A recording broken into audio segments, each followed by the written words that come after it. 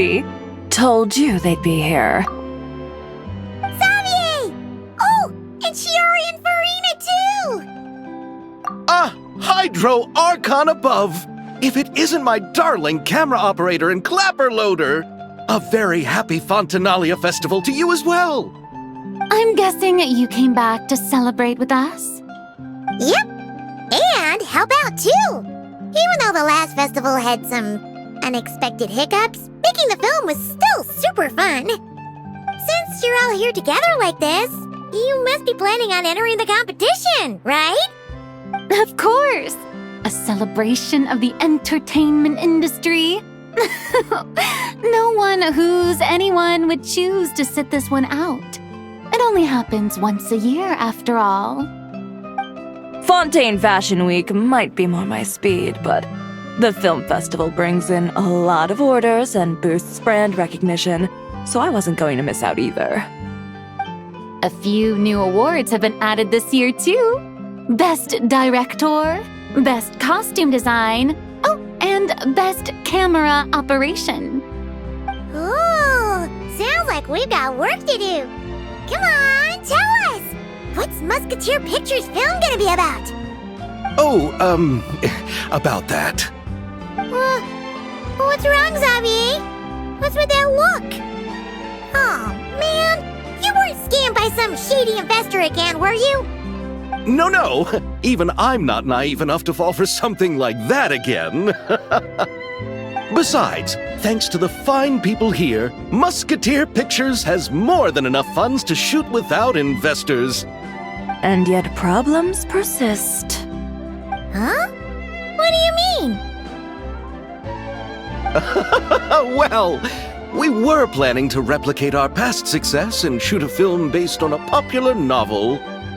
But as we were holding auditions for the female lead earlier today, a striking young mademoiselle wandered in by accident.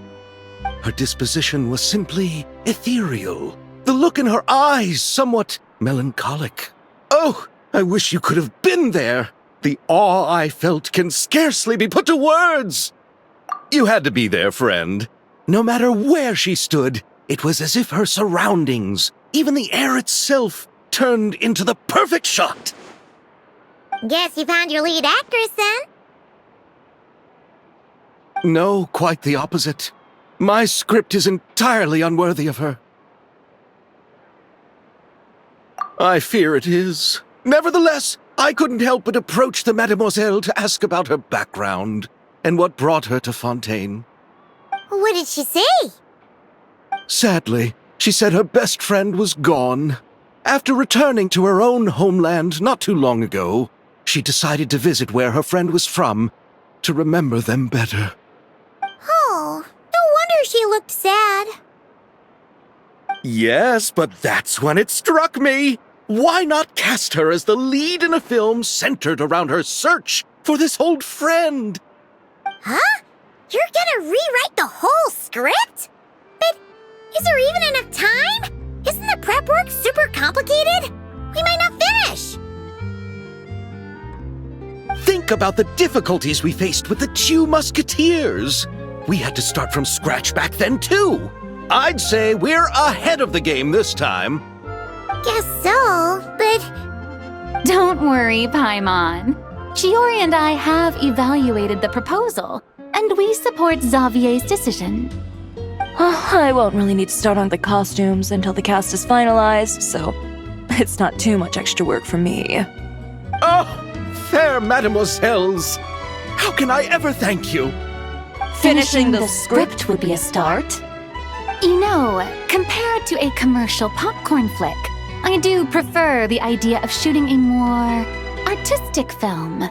One that leaves a profound and lingering impact in the hearts of the audience. I agree. True trendsetters are the people who dare to go against the grain. Well, leave it to Director Farina to have a vision. Honestly, though, the artistic passion of everyone at Musketeer Pictures is inspiring. Anyway, now that we've heard so much about this lead actress, Paimon's gotta know who it is!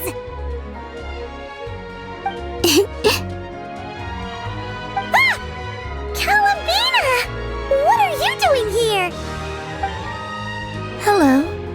was just walking past when I heard you talking about me, so I came over. Huh? You know Miss Columbina?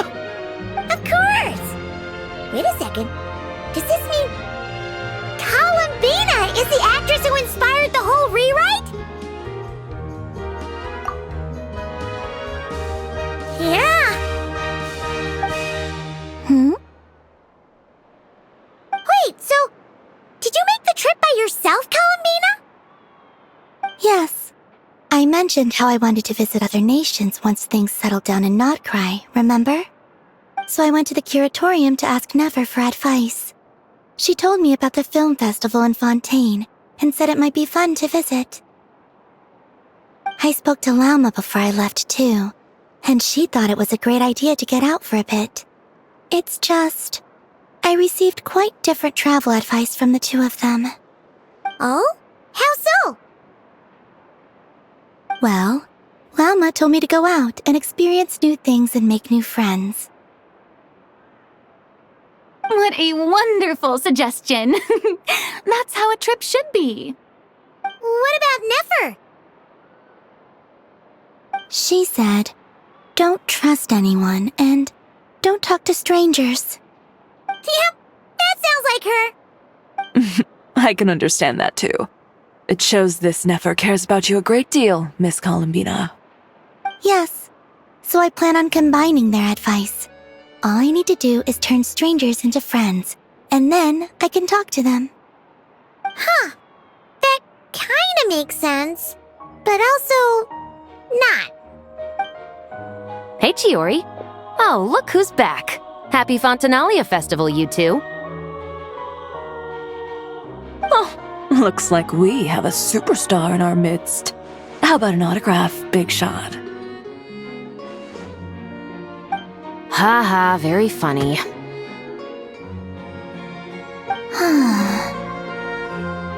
All settled then? Yep, the Duke gave his blessing, and I cleared it with the Udex. During the festival, inmates with good behavior will get a chance to spend some time on the outside. Under the stringent supervision of the Special Patrol, of course. Risley! It's been a while! Happy Fontinalia Festival! Does that mean Veronique and her brother will be at the festival? During a specific window of time, sure. Doesn't hurt to give the inmates something to look forward to. A little sun'll do them some good, I think. This is a friend from your travels, I'm guessing. Thought I heard something along those lines? Right! We should make some introductions, huh? Chevros, Risley, this is Columbina, a friend we met in Notcry. Welcome to Fontaine, Miss Columbina. I bet the weather's been quite an adjustment. Yeah.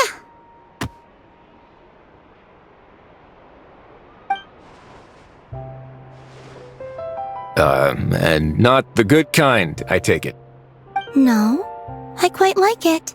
It's a lot warmer than Notcry. Then what was the punch for? Oh, should I not have done that? The flowers that bloom here are so vibrant, and the people are so kind. I just wanted to become friends as fast as possible. Ah, so that was meant as a gesture of friendship. Is that right, Miss Columbina? Mm-hmm. Isn't that what friends do? Right. Might have been a bit premature in this instance, though. Your friend here is quite the character. Good thing we said something. You weren't seriously gonna go around punching every single person in Fontaine, were you? No, just the ones I wanted to be friends with. That's not... what Paimon's trying to say is maybe keep the punches to a minimum until after you're friends with someone. If you say so.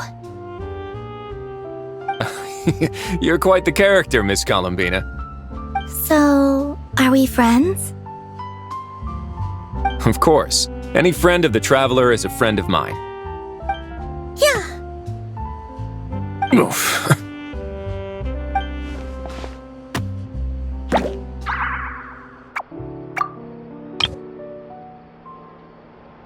When it comes to friends, you sure know how to pick 'em. So Miss Columbina is the lead actress I've been hearing so much about. The whole thing about her aura is starting to make more sense. You gonna be part of the film this time too, Shivers? That was the plan. But now that Mr. Xavier has changed the direction, I don't think I'm in quite as many scenes. It's all for the best, though. A different crew asked me to help consult on some of their musket work. Oh, sounds like our trusty musketeer is as popular as ever. I'm just going where I'm needed. I'm more than willing to help with whatever this production needs as well. Ah, well, speaking of, would you happen to know if there are scenic locations around the court of Fontaine that other crews haven't booked? The festival's pretty popular this year, so there's not a lot left. You might just have to talk it over with the other productions and see if they'll let you squeeze in here and there. I see. Having trouble finding a filming location? Yes, we made a last-minute decision to go down a different route, so the indoor locations we reserved are no longer a good fit. And it looks like all of the best outdoor spots have been taken. You know, I might know a place. Good views, good atmosphere, and no production team has snatched it up. That sounds perfect! Where is it? You want me to reveal it just like that? Come on, let it be a surprise. As much as that sounds riveting, I think we should divide and conquer. You go do that, and Director Farina and I will take Miss Columbina around the city to discuss lighting and styling. Is that all right with you, Miss Columbina? Traveler? Yeah! Everyone here is our friend! So don't worry about a thing and just focus on enjoying your trip. Okay. All right, then the Traveler and I will go check out this potential filming location. It might even give me some inspiration for the new script. I'll leave this to the Duke then. Until later, everyone. Maybe we'll run into each other on set. Okay then. Lead the way, Risley! Paimon's not built for suspense. Let's get this show on the road! Who said anything about roads? Huh?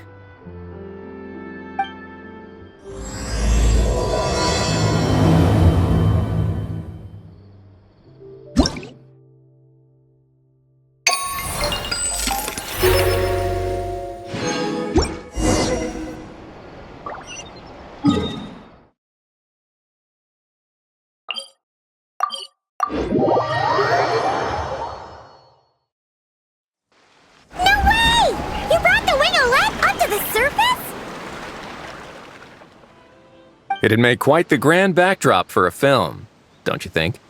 Paimon's more focused on the fact that this thing is supposed to be underwater, inside the fortress of Meripede. True. And keeping up with the maintenance on a vessel this big is a lot of work. It takes a crazy amount of manpower just to keep it up and running. Oh, Paimon kind of thought it just sat there until you needed it. I wish it were that simple. The truth is, the maintenance costs on this thing are substantial. So we decided to rent it out during the festival to earn some extra mora. Besides, the inmates are the ones who keep it in good shape. Seeing the fruits of their labor put to use is a good form of social rehabilitation for them. Huh! You've really thought this through. What you think, Xavier? Is this a good place to shoot? Ah, I've got it! Good messieurs and mesdemoiselles, I've got it! Gonna take that as a yes. The beginning is the hardest part, and the opening of this film has been eluding me, but now I know just how it should start. Glad to hear it. Thanks for bringing us here, Risley. Don't thank me just yet. This isn't quite a done deal. Huh? Not a done deal as in someone already rented it out? You said no other production teams had snatched it up! This person isn't affiliated with a production team. The rental fee was high enough to scare off plenty of other film crews, but she didn't blink. Made quite the generous offer, and didn't even attempt to haggle. Do you know what she plans to use it for? I'd like to at least have a rough idea before going in to negotiate. I didn't ask for the details. but I did see what looked like a fishing permit and a business license on her desk. My guess is she's planning on using it for some kind of restaurant or aquarium. A floating restaurant is sure to attract people, but an aquarium sounds cool too. The views from the ship make it a great spot for a date. The winglet might not be under my command right now, but it's always nice to see her admired. A film is sure to drum up some good publicity as well. I do hope we can work something out with the current captain. Well, guess we should head over and talk things out then. Best of luck.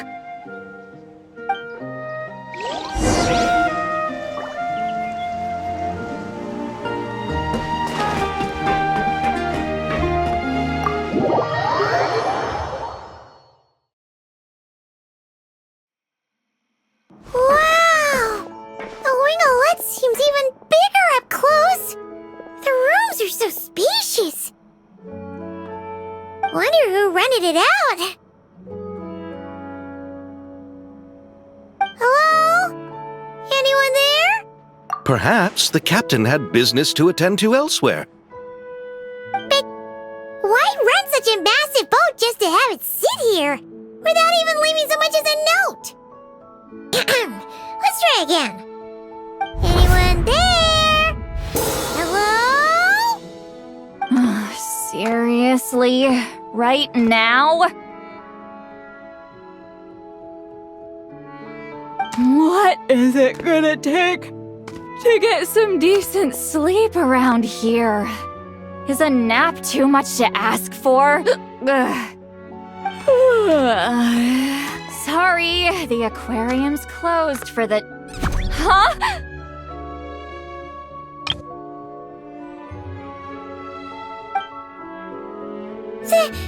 See Lolly? Traveler! Paimon! Hold on.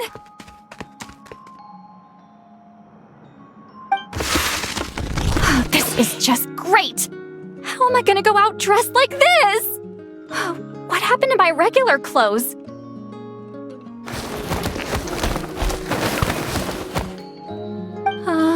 The wash! I put them in the wash after I drank too much and fell into the fountain. Oh, this can't be happening! Am I seriously gonna go out like this? Think we might have caught her at a bad time. See Lolly? I don't want to hear it. Hear what? A single word about what I'm wearing. No comments, none. Is that clear?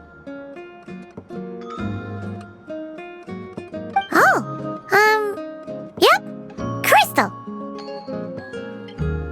Huh? You think... No, wait, I told you not to say anything!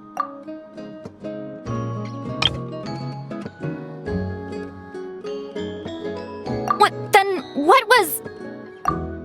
her thoughts. I heard her thoughts. How could I forget about that? Oh, this is so embarrassing. I seemed a little too pleased to get that compliment, didn't I? Wait, the mind reading went both ways. Does that mean the traveler's hearing all this too? Oh, you clearly did!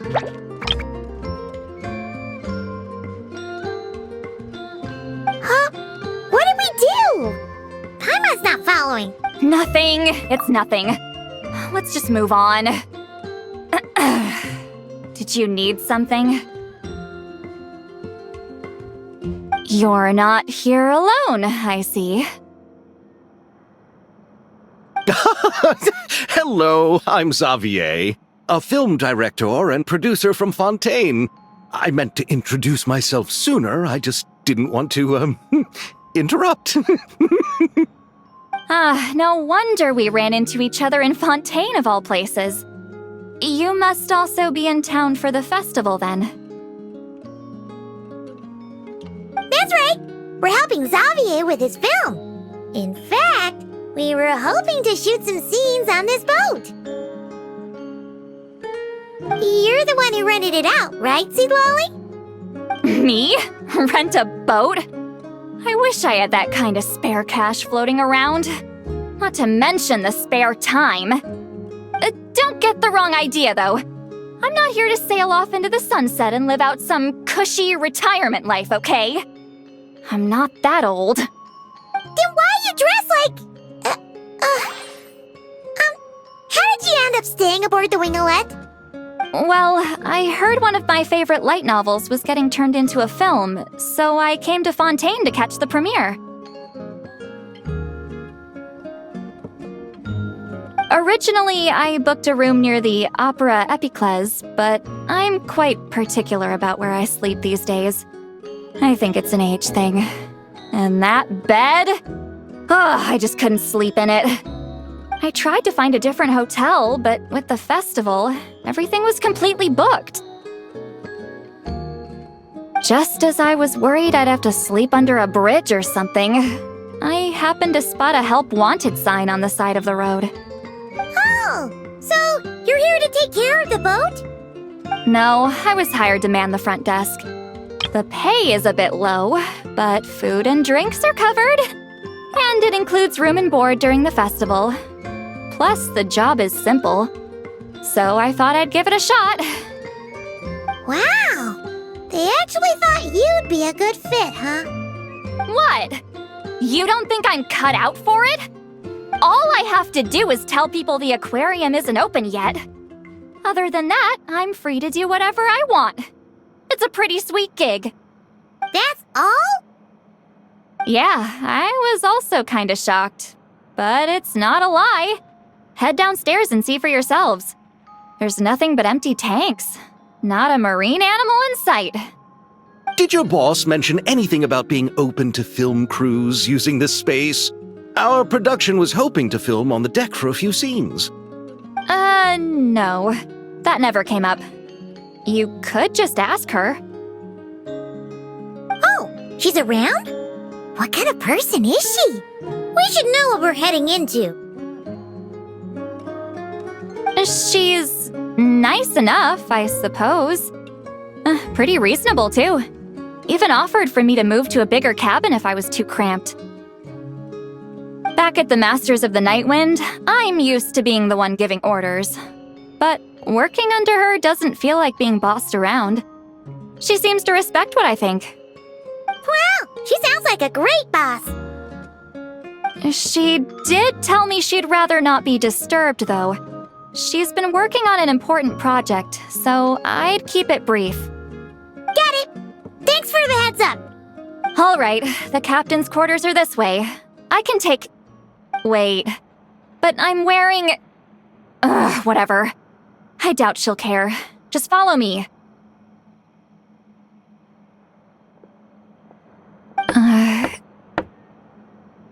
Miss Guillotin? These visitors were hoping to ask you about something.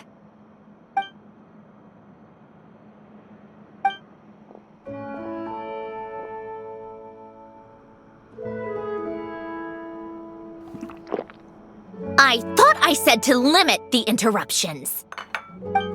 Just tell them the aquarium is still...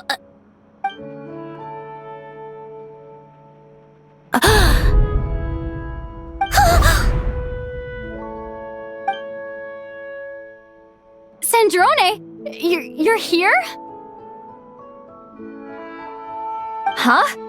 You know each other? Are you okay, Sandrone? Do you still remember us?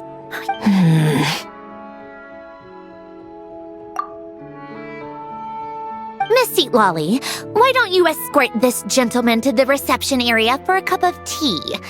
I have something to discuss with these two in private. Ah, I see. Right this way, Mr. Xavier.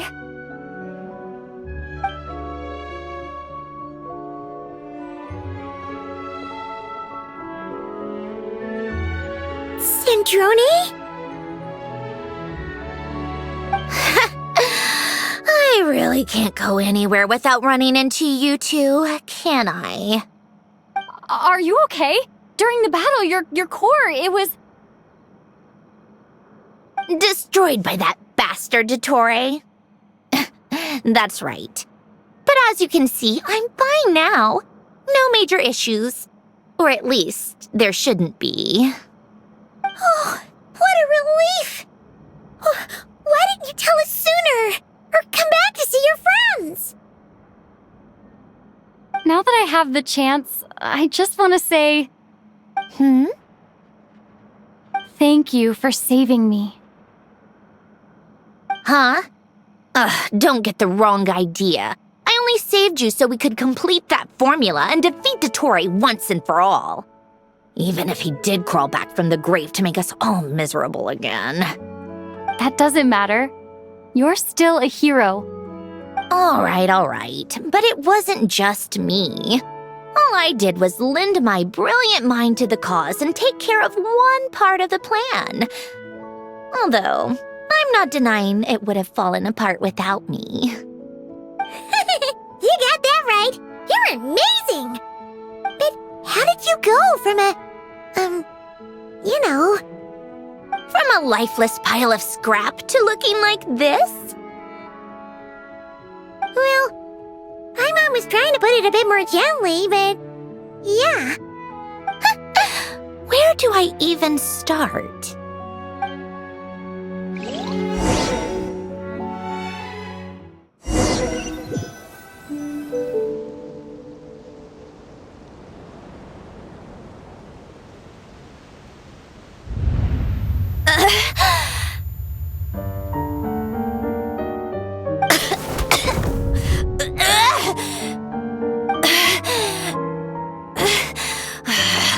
Curse it all!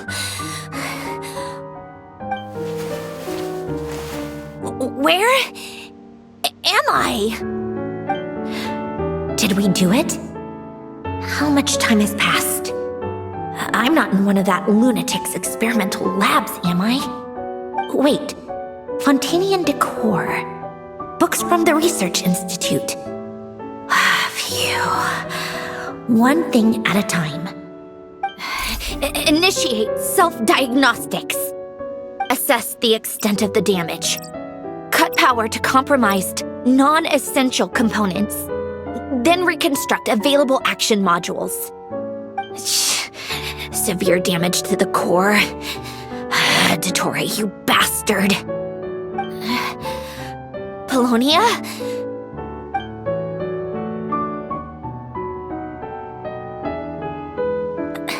Polonia, wake up! Activate!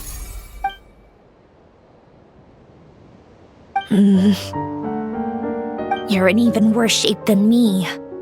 Internal gears and energy circuits are barely intact. Extreme damage to the core, just like me. Rebooting is off the table. Even if I could repair the damage, I don't know if... You used up all your critical energy in those final moments, didn't you? To protect the core of that guy in the hat, and the numerological array. Wait, the array. Yes! The prototype is still here. But can I even run it in this state? Whatever. I have to try. I just need to confirm one thing. Activate the numerological array. Connect the computing core to my body. Just like I thought. It needs too much computing power.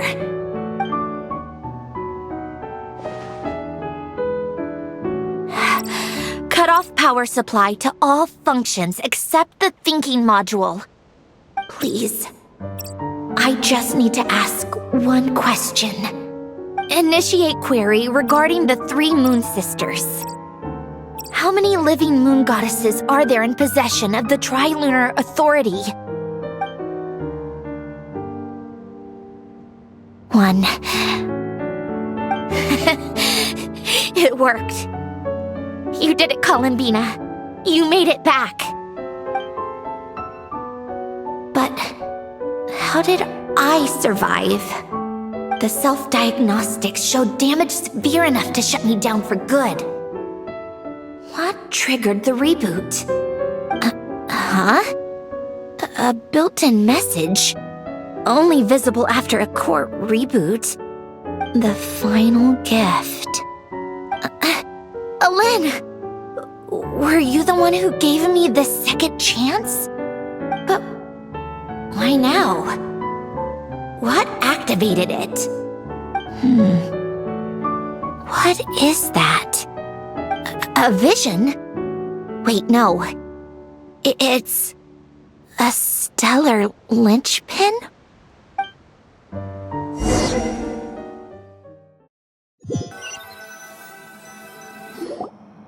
A stellar linchpin? What's that? You can think of it as a rare kind of vision. As for what causes one to manifest, well, that's still unknown. But in Snezhnaya, or in Afatui's research at least, it's believed to have some connection to the third descender. The third descender? We knew his remains were used to create the Gnosis, but this is the first we're hearing about a stellar linchpin. You knew about the remains? Right, of course. Look who I'm talking to. Yes, the heavenly principles used the remains of the third descender to create the 7 Gnosis as a means to consolidate the Archon system. Visions result from that same system, so extrapolating from there, it's clear that the manifestation of a vision is also, to some extent, related to the third descender. Still following? For those that wield them, visions serve as a means to channel elemental power. The same is true of stellar linchpins. The difference is that, when wielding elemental energy, stellar linchpin users often exhibit a unique kind of power that seems to come from beyond to that. It's believed that, when a stellar linchpin manifests, impurities from the remains of the third descender get fixed in place. Hence, the name.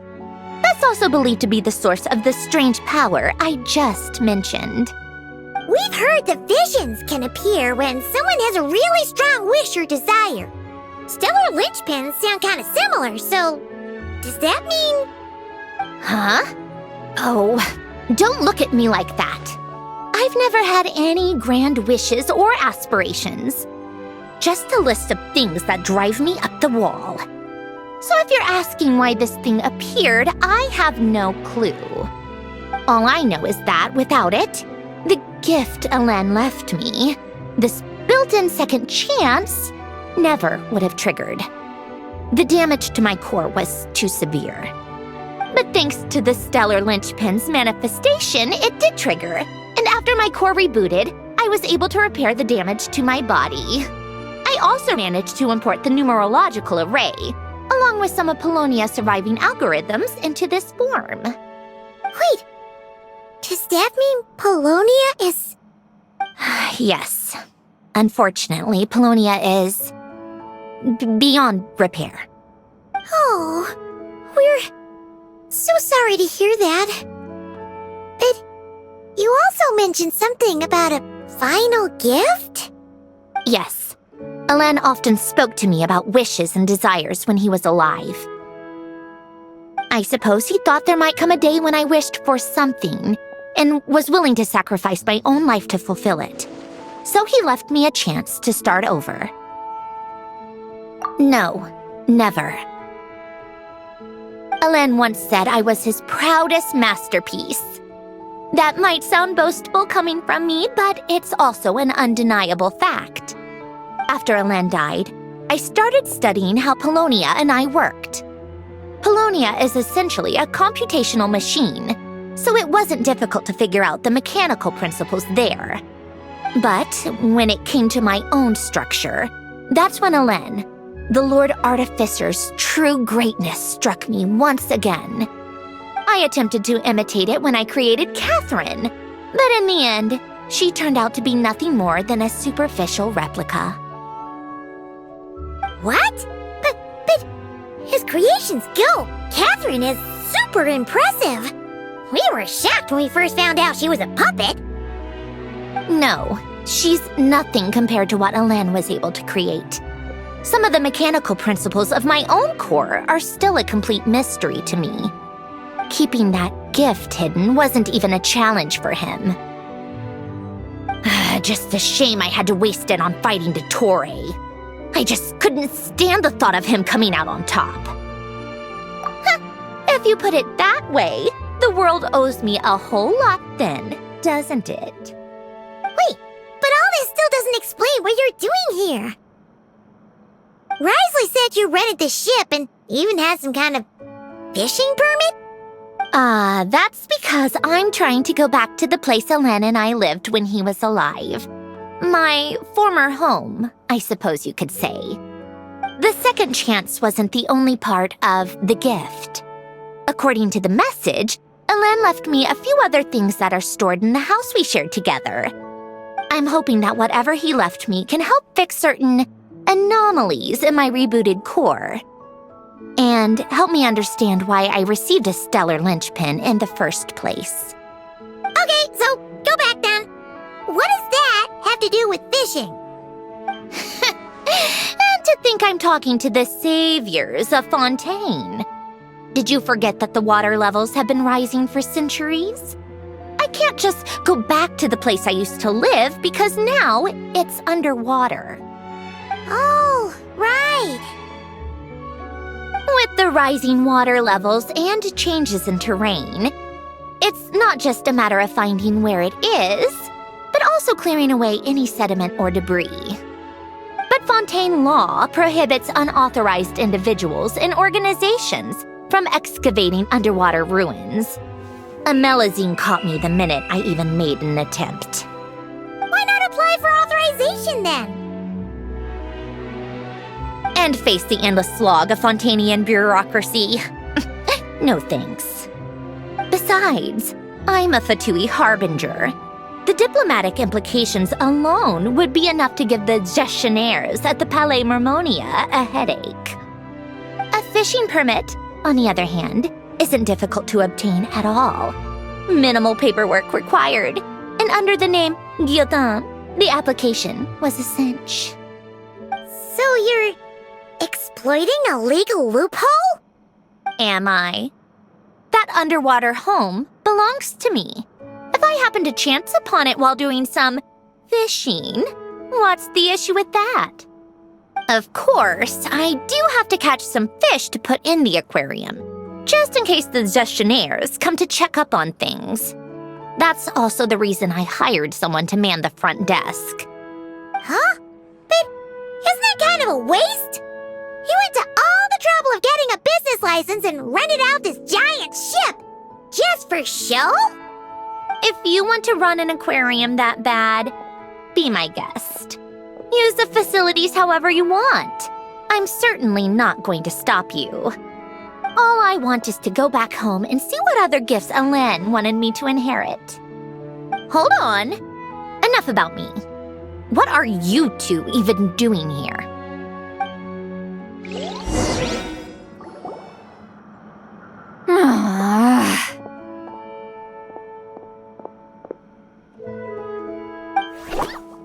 Seriously? They've been in there.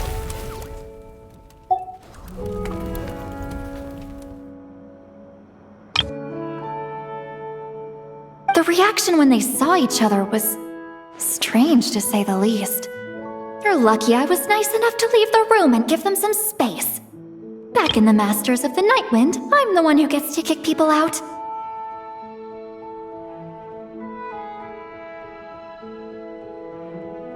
I just want to know what they're talking about. Should I cast a little eavesdropping spell? No, what am I thinking? I'm Granny Eastley, the great shaman of the Masters of the Nightwind. I can't do something like that. This is just ridiculous. Making me wait out here for so long? Where's their respect for their elders? Oh, here they are. Were you back there arguing or something? What took you so long? The two of you are already acquainted with Miss Guillotin, then? Oh, yep. But don't worry, we got everything sorted. Sandrone agreed to let us shoot on the ship, but it has to be when she's not here. When she's not here? That's right. You'll excuse me if I didn't exactly ask for this little reunion. I wasn't planning on seeing anyone. Like I said, my core is severely damaged. Even with the gift, there are anomalies that are making things unstable. I don't even know if I can continue to function without issues. So the priority is to fix these anomalies and get answers to my own questions. Then, I can see the people that need seeing. Anyway, just let Sandrone know when you plan to film Xavier, and she'll, steer clear. I do hope I'm not causing Miss Guillotin too much trouble. No! She just wants to keep a low profile for her own, complicated reasons. She doesn't want anyone else to know she's here.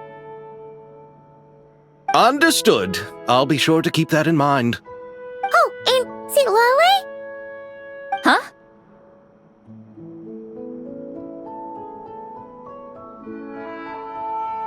You mean Miss Guillotin? What does she want? Oh, please don't let it be about the pajamas. What? The seventh of the Fatui Harbingers? Why are you telling me all this? I asked the Traveler about you, and I've decided it's best to be open in this instance. I can understand if you would rather not work for a Harbinger. Regardless, the room on the ship is yours to keep. You're an acquaintance of the Traveler, and I plan to honor that. Wait, she's actually nice? It's not a problem. The captain also worked for the Fatui, and he helped Natlan a great deal. We know that there are good people among your ranks. Besides, I've been around long enough to know what it means to earn one's keep. This isn't Natlan, and I don't expect special treatment. Besides, sitting at a desk isn't exactly backbreaking work. I appreciate that perspective, great shaman. Seat Lolly. Just call me Seat Lolly. That title makes me sound so... old. Well, Seat Lolly, the Traveler and I are looking for something, so we'll be heading underwater together soon. I'll leave the ship in your care while we're gone. Together? How often? Not too often. We're heading out in a bit, but I'll be available if you need something. You couldn't, go alone? I wanted to, but she was concerned about my physical well-being, so she offered to come with. Guess my mental well-being means nothing then. Huh?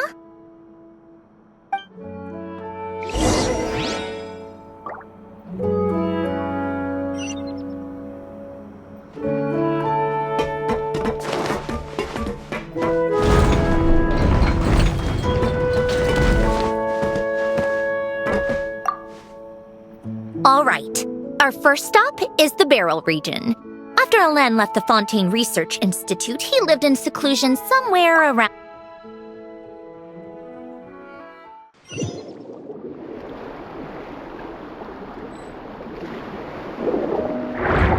Huh. This place has changed a lot. Guess I really have been gone for a long time. Let's look around and see what we can learn. Oh, and don't forget to catch a few to take back. We need to keep up appearances, remember?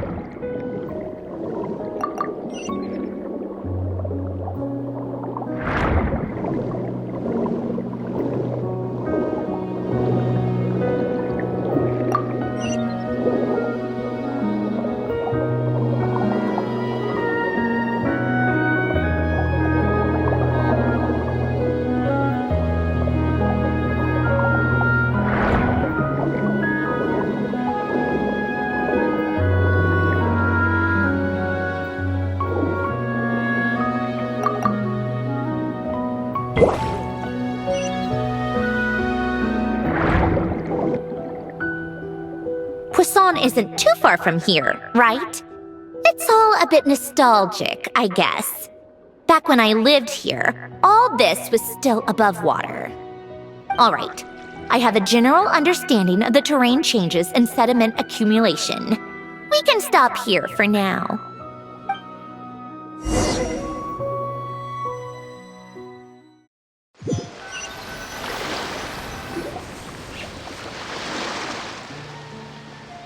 That went smoother than expected.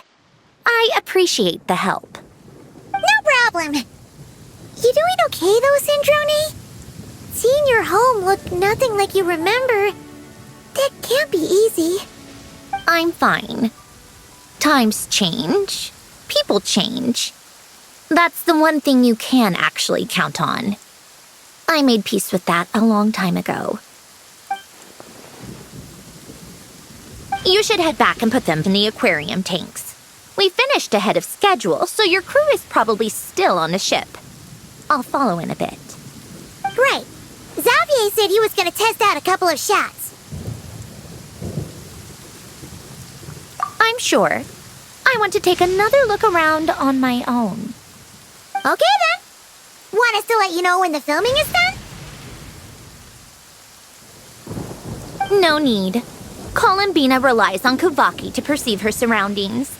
In Nodcry, her senses are heightened but here, as long as she doesn't activate her abilities, her range of perception should be equivalent to an average person's line of sight. I figured that out back in Snezhnaya. That's oddly specific. I have hiding from her down to a science. So, what? Things might be a bit different now that she's merged with the Moon Sisters, but I doubt there's been a drastic change. The point is, you two can head back. Don't worry about me. Okay, if you say so. Come find us on the ship if you need anything.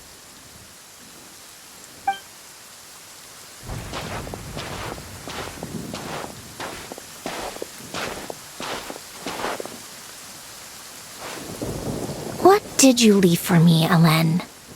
Did you know I would come back?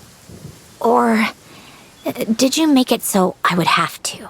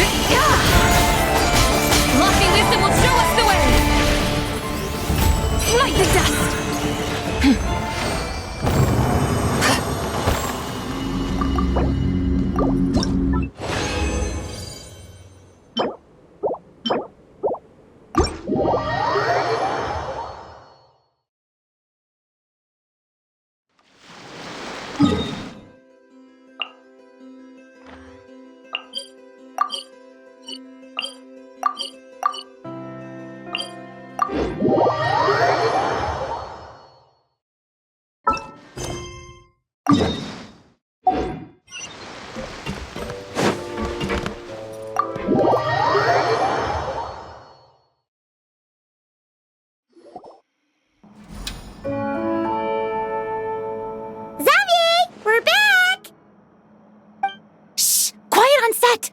They're filming over there. Oops, sorry.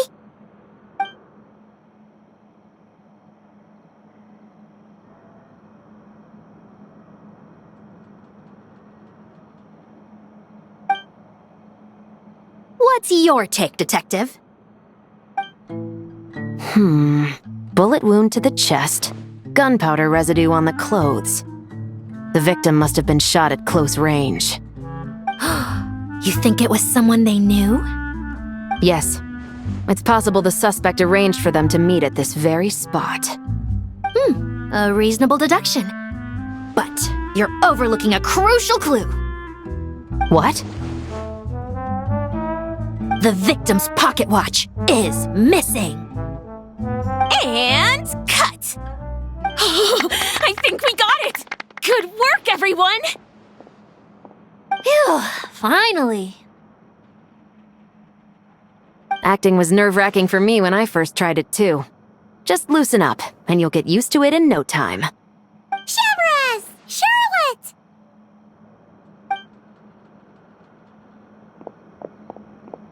Oh, hello there, you two. You're filming here too? Oh, so Charlotte's crew must have been the one that asked you to help out, huh, Chevrez? Yep. They heard about a potential filming location and wanted to come check it out. But when we got here, your crew had already beaten us to it. Luckily, Xavier and our director, Lapine Pauline, go way back. In the end, we agreed to just share each other's filming locations. Considering all the last-minute changes, that's just what Musketeer Pictures needed. For sure! Based off the scene just now, you must be the star of the film, Charlotte! You bet! This detective costume really suits me, don't you think? Oh, for sure. You're already right at home lurking in the shadows taking pictures of this and that. Add a notepad and you're practically method. Thanks, Miss Chiori. I appreciate the compliment. That didn't sound much like a compliment to Paimon. So this is a film set? It looks like a very happy place. This must all be quite new to you, Miss Columbina. Yes. I watched a few films with a friend once, but she thought there was no point if I wouldn't open my eyes. So she stopped inviting me. Looks like I missed out on a lot. True, but being an actor seems like a tough job. Huh? Most people would swap lives with an actor in a heartbeat. The lifestyle is so glamorous, and the pay is more than generous. But they have to act out lives that aren't their own, with the whole world watching on in judgment. If they don't do it justice, it must feel like they're letting people down. That's exactly how it feels. This young lady has quite the unique perspective. Well, that's true. But these actors are here because they want to be and they think it's fun. Most of them, at least. Not to mention, the film we're shooting is based entirely on you, Miss Columbina. You just need to be true to yourself. I don't have to pretend to be someone I'm not? Not at all. Authenticity is what we're after. For example, this first scene opens with you on the boat, sailing to your friend's homeland. You just need to think about that moment in the story and picture how you would feel. Oh, okay. We're all here? Wonderful! Let's head to the deck and get shooting. Oh, and this is for you, dear Paimon. Your clapperboard. Whoa! Is this the same one Paimon used for the Two Musketeers? The very same. I saved it just for you. Thanks, Xavier! Feels like being reunited with an old friend. Of course! That said, I have a different job in mind for you this time, traveler. Our film is focusing on a single protagonist, so conveying the subtle changes in her state of mind is of the utmost importance. In addition to the actor's own performance, another way we can convey that is through lighting. Huh? But there's already a lighting specialist, isn't there? Yes, but it's clear the Traveler and Miss Columbina share a deep bond. You might have a better chance of understanding her frame of mind in certain scenes. Oh, that makes sense. So, what do you say? Willing to take on the role of lighting specialist? It's settled! I leave the job of translating our leading lady's inner thoughts in your capable hands.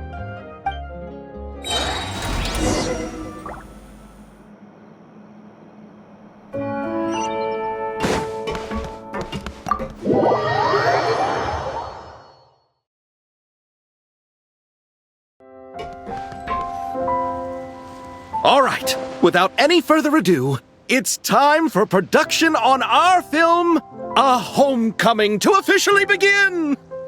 Turning it over to you once again, Director Farina. All right. Positions, everyone! Camera operator, clapper loader, get set up.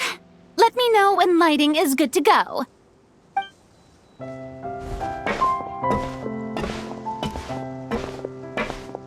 All you need to worry about, Miss Columbina, is hitting your mark. Other than that, just focus on immersing yourself in the emotions of the moment. Okay. Good. Lighting, are we ready?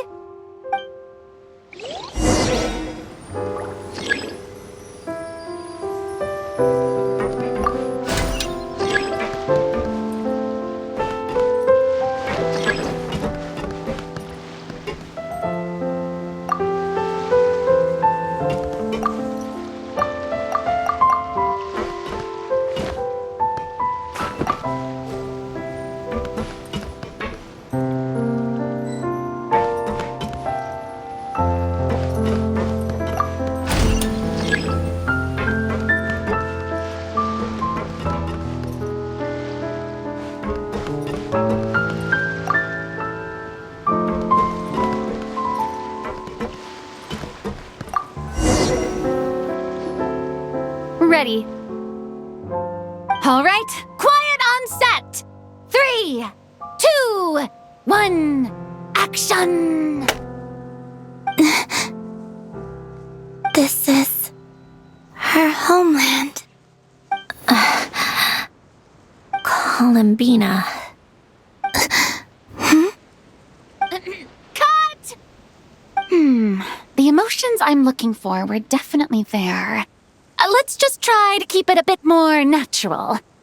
Oh, but definitely keep that gesture at the end. I loved how real it felt. You looked genuinely moved. All right, if you're ready, let's go for another take. Miss Columbina? That presence. It kind of felt like Sandrone?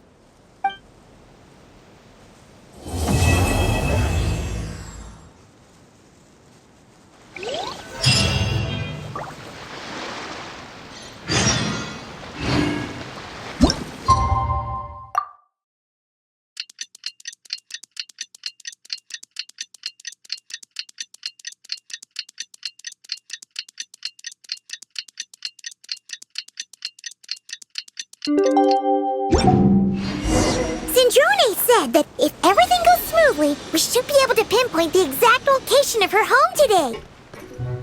Let's head to the wing ahead and meet up with her.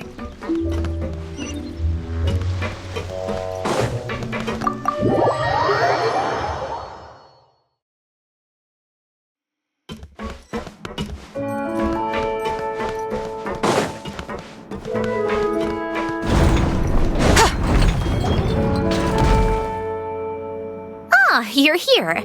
We should get going then. Xavier and the others should be filming soon. How's it going? Have you managed to figure out the location of your home yet? I've narrowed down a few potential locations. We just need to take a sample from each one. Once the equipment analyzes them, we should know the exact location and where to find the entrance. Great! We should get started then.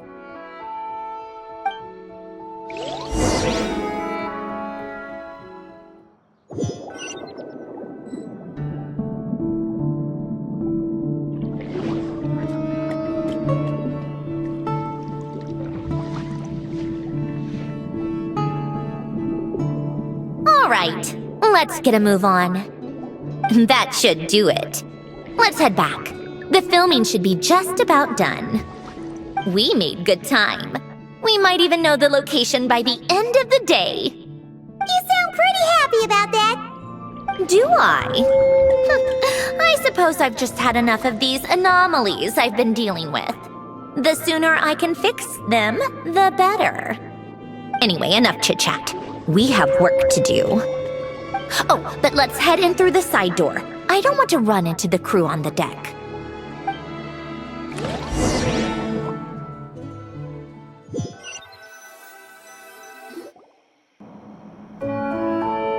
All right, now we just need to wait for the results. Since we have some time to kill, I suppose I might as well see how this aquarium of yours is coming along. You seemed quite enthusiastic about it, after all. It's really coming together.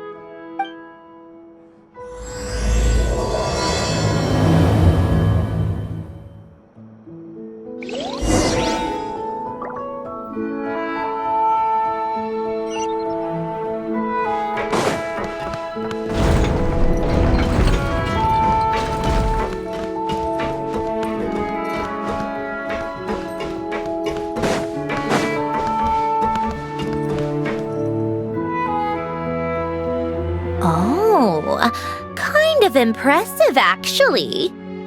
These must be the ones we caught the first time we went underwater. Like it? It's fine, I guess. Nothing special. Come on! It sounded like you really liked it just now. You're that proud of it? Is this a sense of accomplishment or something? Well, yeah. And it's pretty. You know it's gonna be gone soon, though, right? What do you mean? After the festival, this ship will be returned to the fortress of Meropide, and this aquarium will be no more. So? So, no matter how much work you put into this place, once the festival is over, it's all just going to disappear. But not making the most of it when we have the chance is an even bigger waste. But if you know it's all going to be gone one day, why even bother? Well, because Because you still get to keep the things you gain along the way. And those are things that can never be replaced. Doesn't that make losing them even harder? well, if you put it like that. But the happy memories we make along the way last forever. You just have to take a more glass half full perspective. Not to mention, everything we do here is going to be on film, so it'll still live on in some shape or form. And when you look back on it, only happy memories will come to mind. Exactly. So it's about finding joy in the process itself. Traveler! You're back already? What's wrong with that? You say that like it's terrible news or something. How did you get here? I didn't see you on the deck. Oh, never mind. We need to help Miss Guillotin hide ASAP. The crew is heading over here to shoot any second. What? They should be done by now. There was a mishap earlier that cost them some time. I was waiting on deck so I could warn you the minute you showed up. Anyway, you should head back to the captain's cabin right away. They're gonna be here any minute now. Finally! That's a wrap for the scenes on the deck. Wouldn't have taken half as long if the wind hadn't snapped our equipment in two. Uh-oh! Too late! Change of plans then. You'll just have to hide.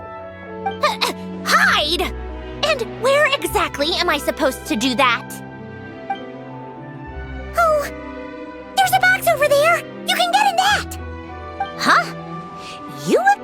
me to. Do I need my makeup done for the next scene too? For the love of... Let me see. Maybe just a quick touch-up. Huh? Traveler and Paimon? What are you doing here? I thought you took the day off to take care of something. Huh? Oh, well, it didn't take as long as we were expecting, so we came back early. What about you guys? You're still not done shooting for the day? No, we ran into an issue that, set us back. It meant Miss Charlotte's crew wasn't able to wrap either. We both still have scenes to shoot in this aquarium. Oh, that's not ideal. For several reasons. Let us help then. The sooner we wrap, the sooner everyone can get some rest. All right. Thanks, you two. Miss Charlotte's crew can go first then. If I'm not mistaken, you still have a night shoot later. Thanks, Director Farina! Of course! Fellow artists should help each other out where we can. Agreed! Well then, camera, lights, get set up! Actors, give your lines a quick once-over. Let's try to get this in one take!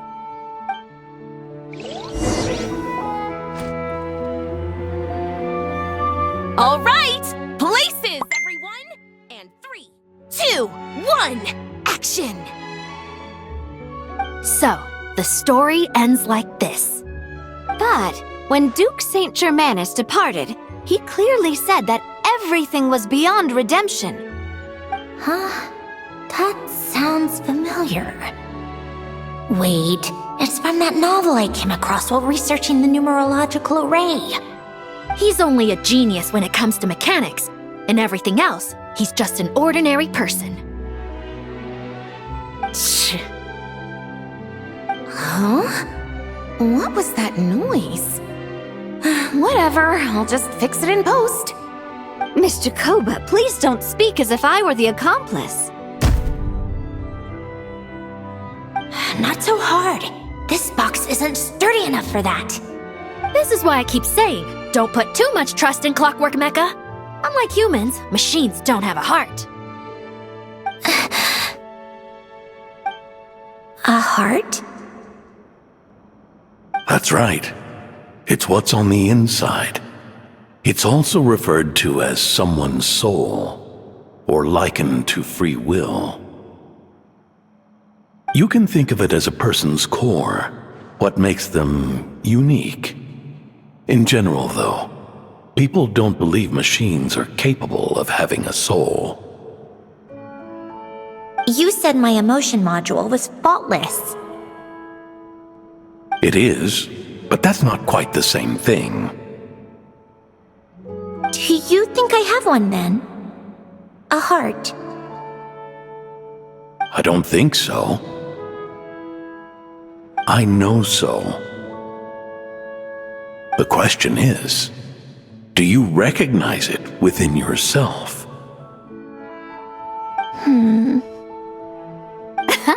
That's where you're wrong. I can't believe this. Forcing me to hide in a box and listen to this drivel. Me. In the end, clocks tick through tranquil years. Fish swim in crystalline springs. No matter how grand a dream is, it will fade away like this. Forlorn, wordless, silent. And cut. That was a long one. What did you think? If she makes them do another take, I'm going to flip a lid. And not just the one to this box. Oh, there were some weird audio things going on, but acting-wise, it was great! It's a keeper! Perfect! That means I can get out of this box. It's our turn. Camera operator, set up for the next scene.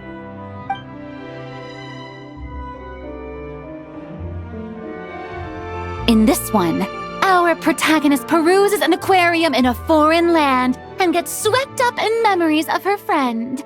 So, in terms of lighting, that's the vibe we're going for. Got that? Shoot. Paimon thought there'd be a break and Sandrone could slip away. What are we gonna do now?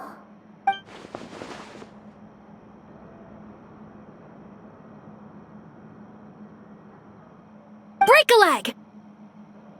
Yep, we're headed off to shoot our next scene.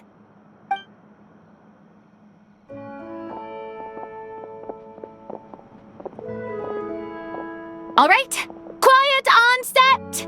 We're about to start rolling. Ready, Miss Columbina? Miss Columbina? I think she would like this. Quick, we should roll on this.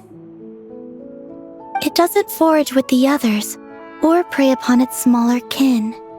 Instead, it remains where it is, cradled in the coral's quiet beauty, as though the raging cyclones above are of no consequence. And yet, she still stood before the cyclone in the end. So I think that story has it wrong. She is no different than us. She has a heart. Columbina.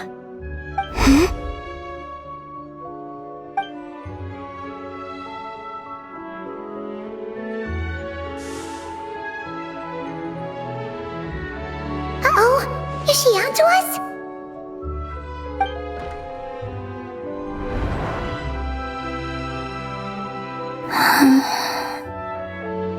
What is she doing? Cut! You okay, Columbina?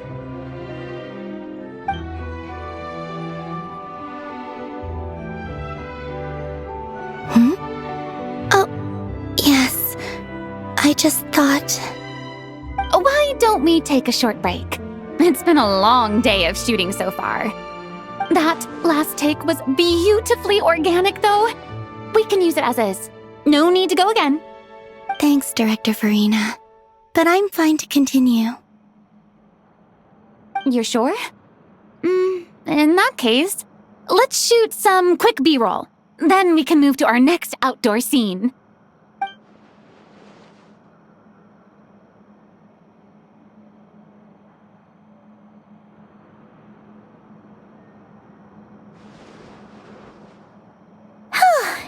We're in the clear this time.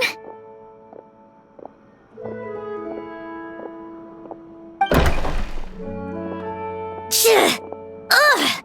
Absolutely suffocating. You okay, Sandrone? Right as rain. Come on, let's go check the test results. It's time for me to go home.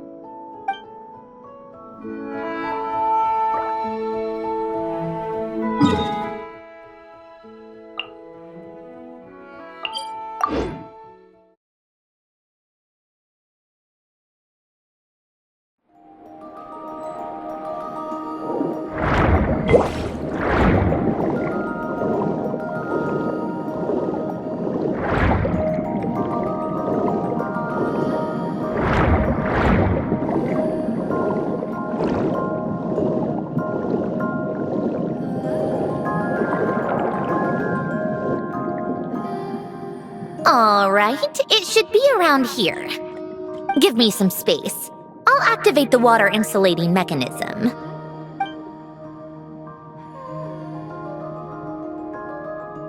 The what? Alain, much like Renee, had long predicted that the water levels in Fontaine would rise. Thanks to his expertise in mechanics, he was able to implement a few simple measures to protect our home from flooding. I told him there was no need, that I would just move when the water rose too high. But it would seem he knew a day like this would come.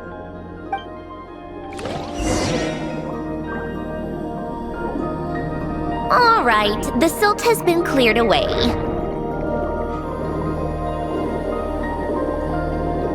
Go activate the mechanism for the first sluice gate. That will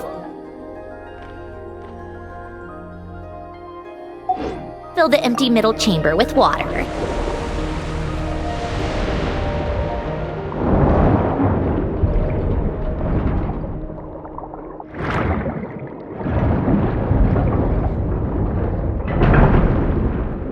All right, now turn on the drainage mechanism in front of the second sluice gate, and this chamber will become empty once again.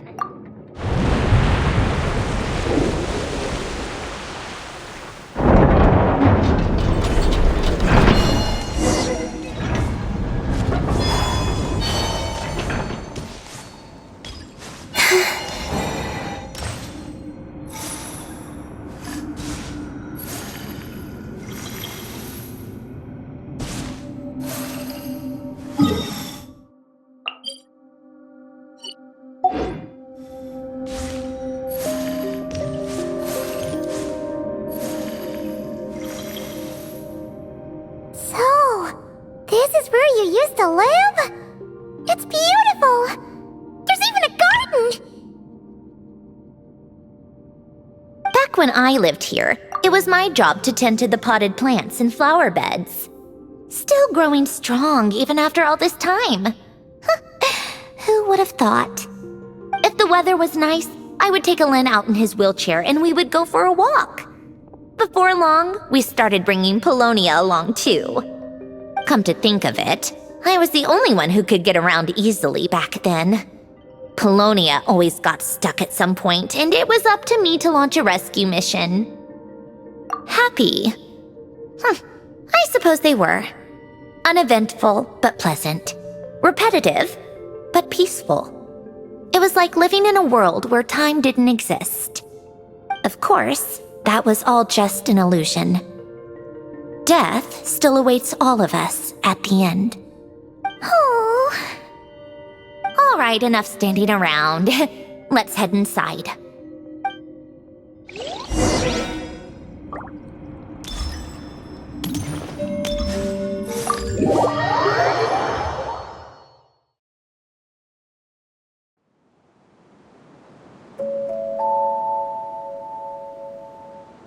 Yep, this place is exactly how I left it. Nothing has changed. What is it? Huh? How did you get... Oh, Arlecchino gave it to you, didn't she? And you... read the whole thing. Just so you know, a lot of that was written a long time ago. At that very desk, to be exact. Anyway, since you've already read it, you should just hold on to it. I can always start a new one. Well, feel free to look around. I'm going to start looking for the gift Alen mentioned. Oh, but be careful with the stuff around here. I'm not saying you can't touch anything. Just try not to choke on the dust. Old notes.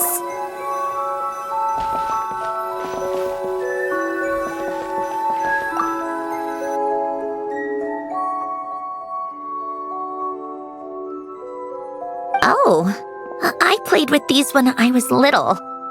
During the first few months after I was created, I mean. At first, Alen and I would play together, but it didn't take long for me to become unbeatable. So, Polonia and I played together instead. Yeah, these don't look like Paimon's kind of games. Logic and math puzzles? Those happen to be my specialty. It's been so long. What do you say? Should we play a few rounds? Let's go with this one. The gears on the left are stacked from largest to smallest. The goal is to move them to the other side in the fewest number of moves. Just remember, you can't stack a bigger gear on top of a smaller one.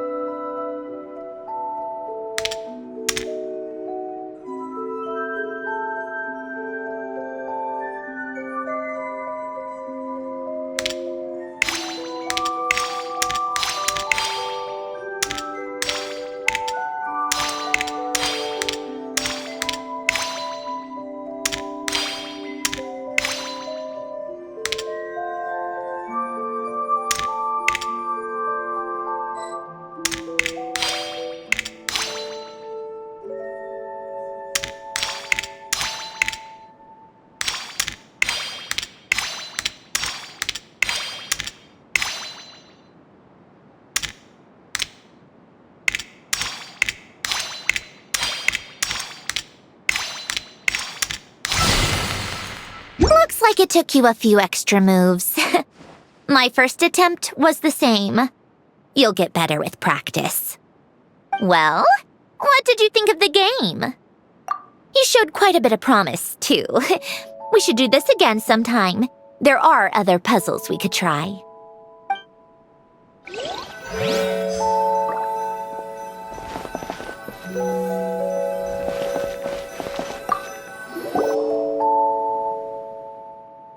Wait, the people in this picture look kind of familiar.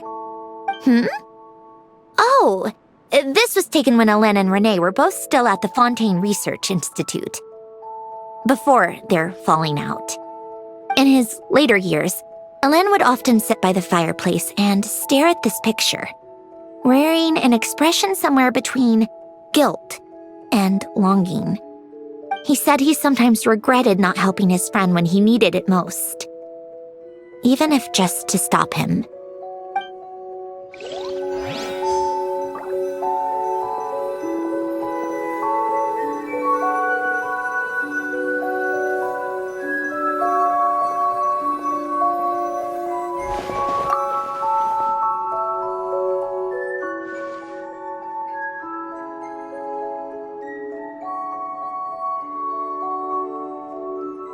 Oh, these are some of Hélène's drafts from his later years. Just casual doodles, really. And these are just some unimportant letters. I couldn't be bothered to sort through them before I left.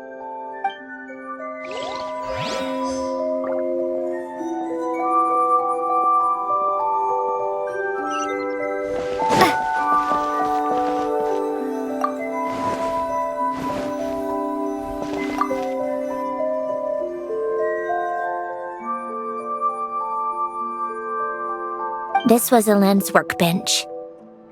Later on, of course, it became mine. It's where both Polonia and I were brought to life. Before Hélène was bedbound, this is where he would teach me about mechanics. I would sit and listen, chiming in with questions here and there. Later on, when he got too sick, I took over and would work on Polonia here.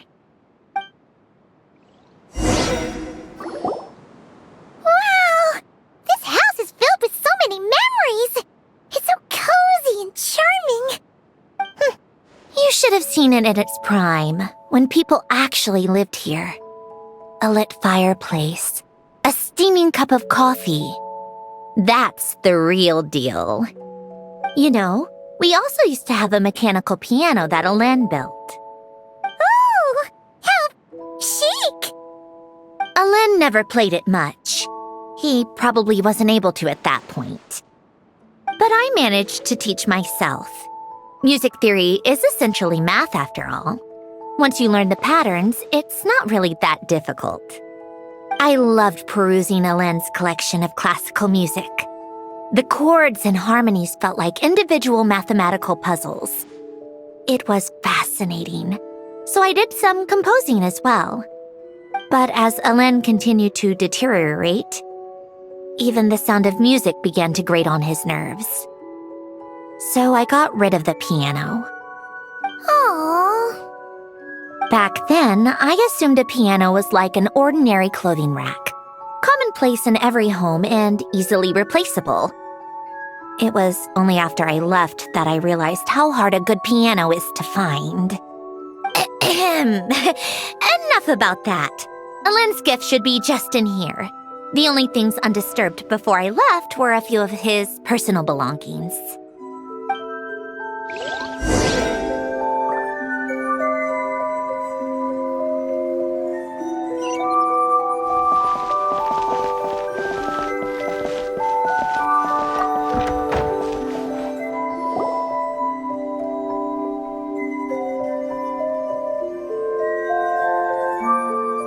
Wait.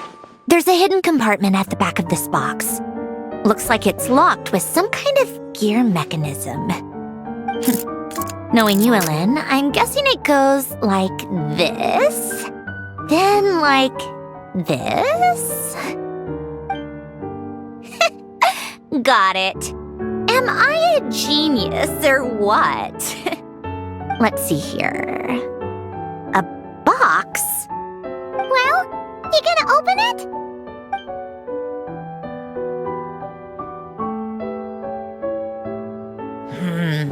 heavier than I was expecting. Just how much stuff is in here?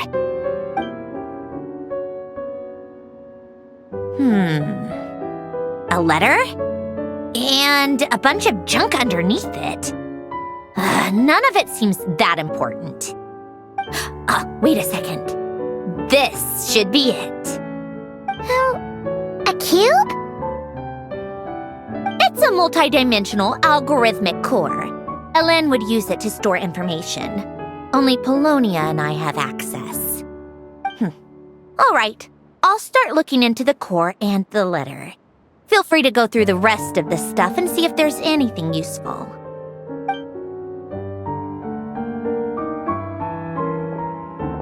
Okay. Hold on. There's another picture in here. This one has writing on the back.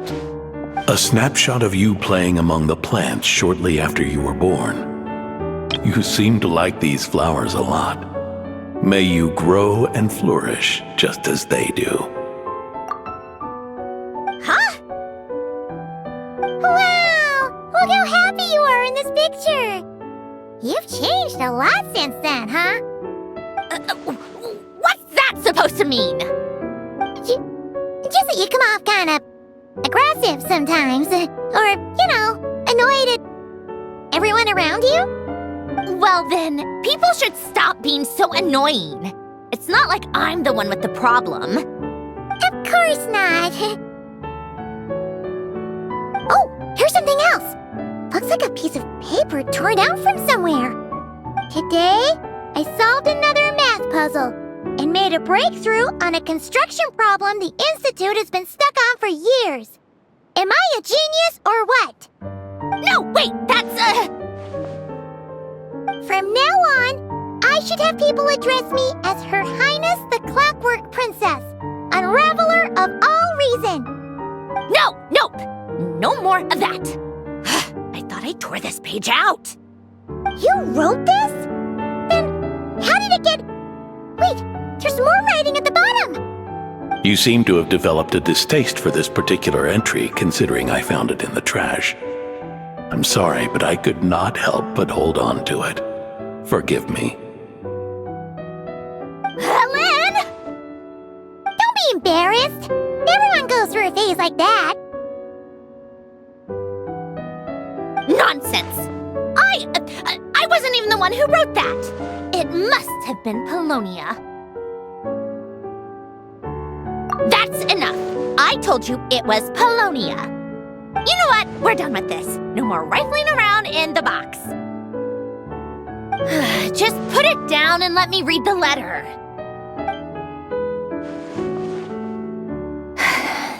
To my little clockwork princess.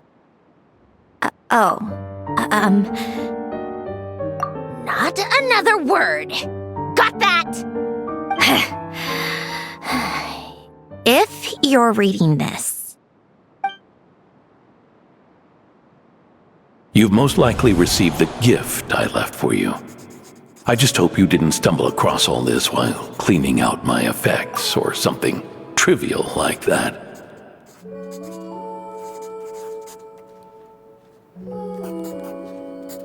I once asked if there was something you wished for. Do you remember that? I wonder if time has changed your answer.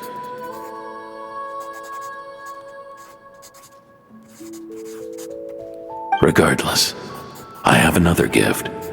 A formula that will allow you to come face to face with the anomaly inside of you. If you even still call her that. Why this gift? To understand that, allow me to wax poetic on the soul once again. I would ask you to stick with me until the end, but I know you will. You always have. I believe a person should be born twice over in their lifetime. First, there's the birth that grants us life. Then, the birth of the soul. It's a matter of transforming the life bestowed upon us into the life we choose for ourselves. And to do that, we must look inward. We must make a conscious choice to define the meaning of our life instead of allowing the happenstance of our existence to pass us by. This is the process of recognizing the soul that lives within us. You are my proudest masterpiece. I told you that long ago. But to me, you have never been a creation or a machine. To me, you're just like the rest of us. You have a heart. In fact, some theories think of the human brain as nothing more than a machine, and thought the product of its computations. So you see, perhaps we're not so different after all. Your inner machinery is just far more advanced than most.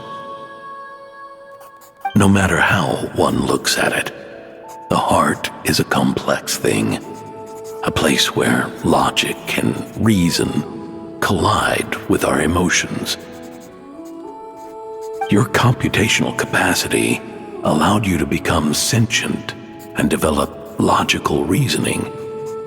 But it also granted you something that, on the surface, might seem contradictory: emotion. Emotions and logic often clash with each other, and those instances of discord can accumulate over time. That is the source of what you refer to as the anomalies within you. As you told me once, you've always known what you don't want, yet you've never wished for anything in particular. Similar to how a blind person can feel when a part of their body is in pain without being able to fully visualize its form, such is your relationship with your soul. So, what I leave you now is this: a formula that will allow you to see the shape of your soul. For if you want to protect your heart, you must first be able to recognize it within yourself. Of course, whether you use it is entirely up to you. You are, and always have been, free to do as you wish. Regardless, whether by my formula or some other means, I trust you will know your heart one day. You always were a fast learner, and the smartest person I've ever known. Ellen. Oh. I'm fine. I've already figured out how this formula works. Let's get out of here and then we can use it. You made up your mind already? You're gonna do it? Why wouldn't I? Resolving the anomalies within my core is the reason I came here in the first place. No, I can do this on my own. But, do you want to watch? What do you mean? I already know what anomaly I need to resolve. Like Ellen said, she's an amalgamation of all the times my logic algorithms have clashed with my emotions. And by resolve, you mean that literally, or...? Yes. But if you, let us in like that, wouldn't that mean letting us see a bunch of your, you know, inner thoughts and secrets? If what Ellen said is true, then I'm about to be, born anew, or whatever. This is your chance to be lucky enough to witness it. Besides, you already read my whole diary. When it comes to keeping my innermost thoughts to myself, well, I think that ship has sailed. You're really sure about this? How many times do I have to say it? I finally let you in as, friends, and you want to question it. I'm not gonna offer a second time. Enough with the mushy stuff. Just follow me.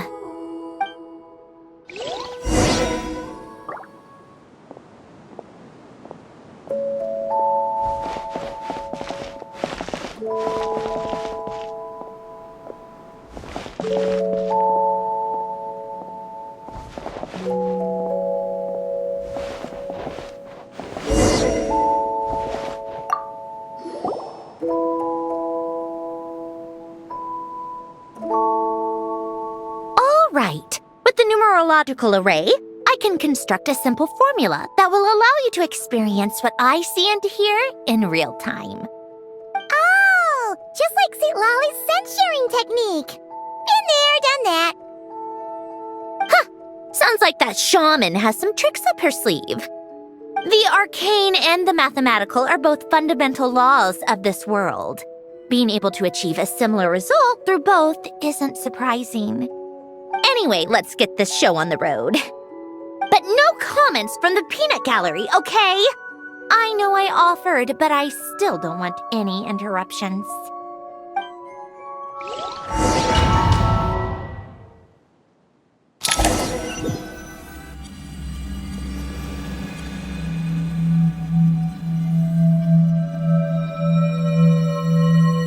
Is this my heart? No, it's probably just the result of a lens formula. A space dedicated to resolving anomalies. But it looks like the walls are all... mirrors?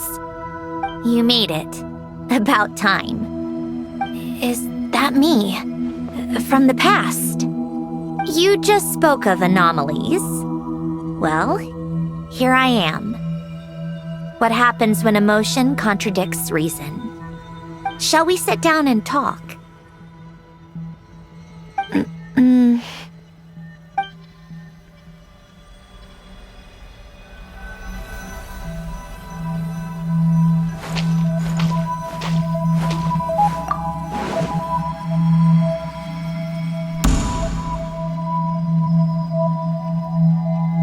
That should do it.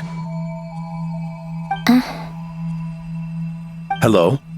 My name is Alain Guillotin. Can you hear me? Brings back memories, doesn't it? The time we spent here. Here. I want you to have this. A notebook? You can use it to write things down. I don't need to write things down. I have unlimited memory. Even so, some things are more important than others, right? You can use it to write about the things that matter. So you wish me to carry out a basic priority sorting operation? I suppose you can think of it like that for now. But journaling is also an act of finding oneself. Much like we use wooden stakes to guide a plant to grow in a certain manner, what we choose to write down gives the soul much-needed direction. In the act of choosing what to forget and what to hold on to, we decide what kind of person we want to become. I don't understand. Like I said earlier, I don't need something like this. This is where we were born, where our life began. Mornings of tending to the garden, afternoons spent cleaning, reading, or studying, evenings of cozying up by the fire, listening to Alain share stories about his past. Alain. What is it? What are you drinking? Oh, this? It's coffee. It, makes me more productive. I want to try it. Oh, okay. Here.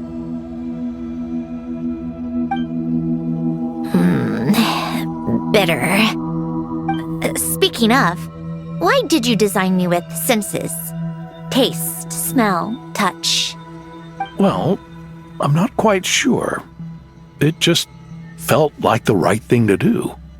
I suppose I hoped you might have a life of your own one day, and that you deserve to experience all life has to offer. Oh. Still bitter. But the smell is nice. I thought those peaceful days would go on forever. You know that's not possible. Maybe. But how was I supposed to know the end was just around the corner? That was just bad luck. Was it? Well, it certainly became a pattern, now didn't it?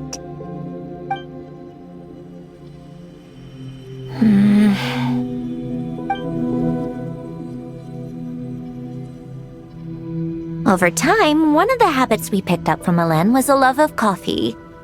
We even took to hosting tea parties. A machine acting like a human. Kind of laughable, right?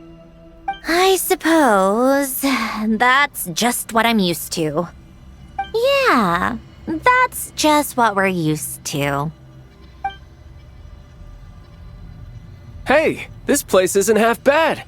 Great spot for a party. More and more people seem to be showing up to my tea parties uninvited. Anyone care to explain? Can you blame me? I saw Columbina leading Capitano somewhere, and I had to see what that was about. I had simply asked Columbina where I might find Arlecchino. I have business to discuss with her, and Columbina suggested looking here.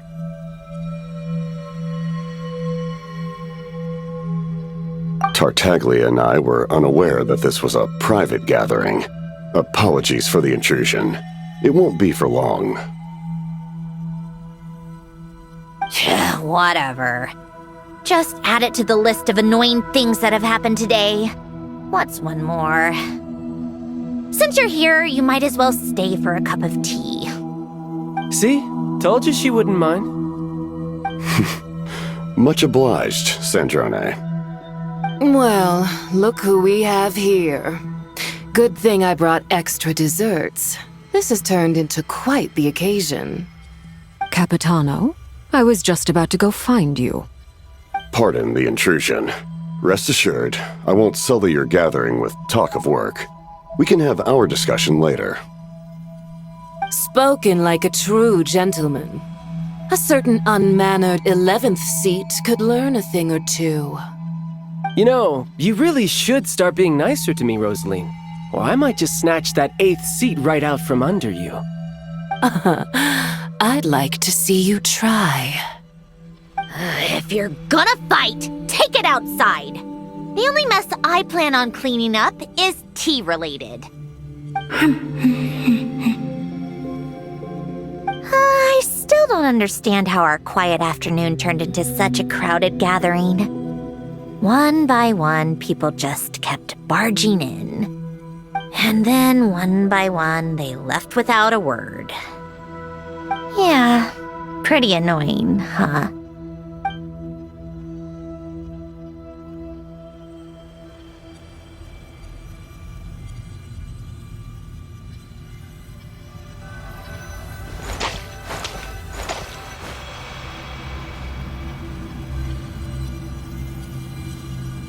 Of all my days with the Fatui, the times I spent with you, Arlecchino, and Rosaline, they were my favorite.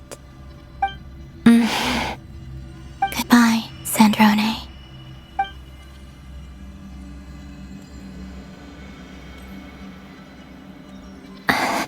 Don't go, Columbina. We should have just said that. Why didn't we? If we had, would the story have had a different ending? She couldn't stay. There was no future for her here. She would have just faded away. You're right.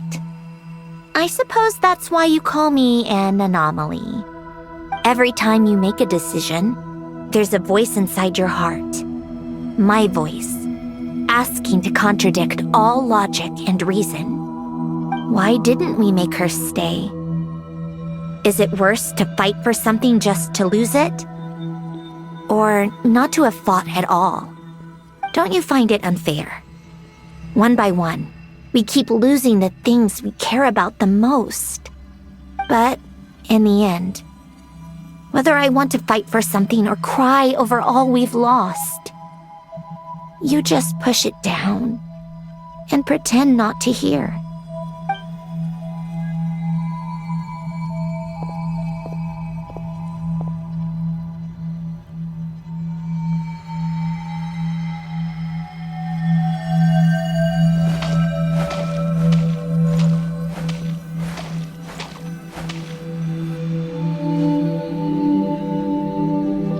And now, even Polonia, the other half of Elend's legacy, the last remaining member of our family.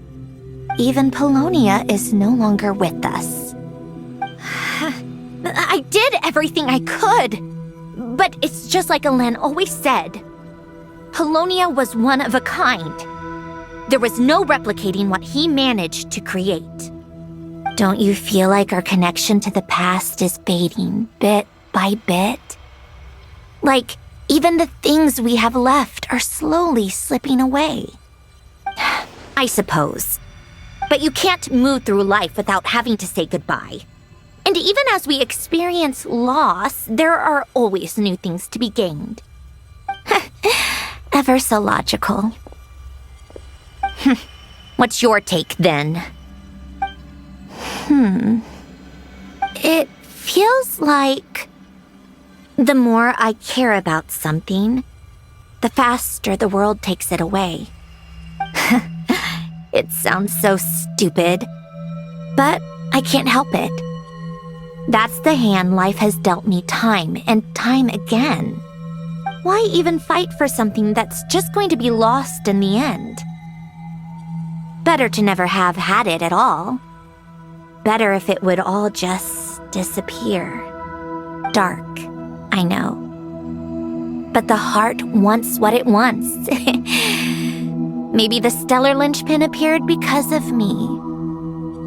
Because of what I wish for. I don't think so.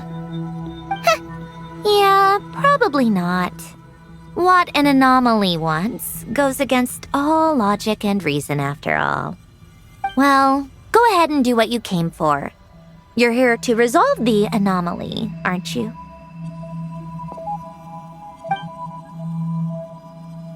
Yes.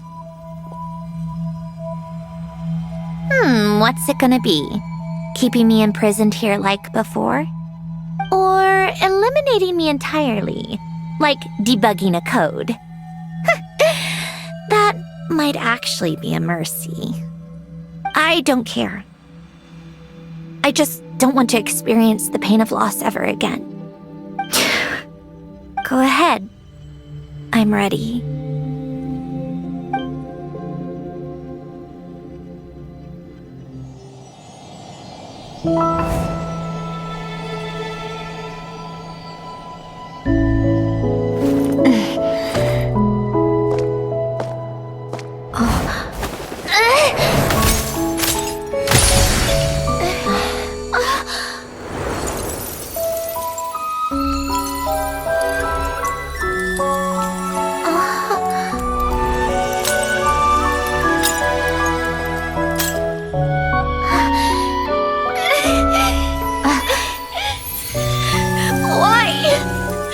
Why do we keep losing everything we care about? I know it hurts, but that's life. I wish... I know. I've always known. Because we've been one all along.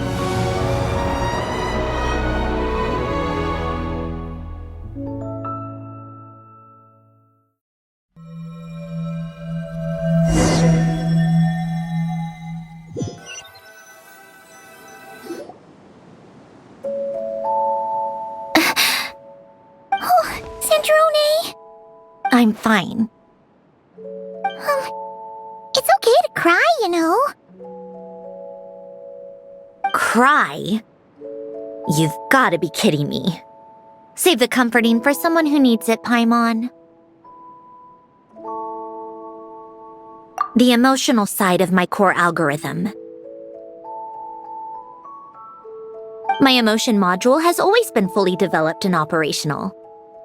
Elend tried to tell me that too. I've just chosen to ignore her voice all this time.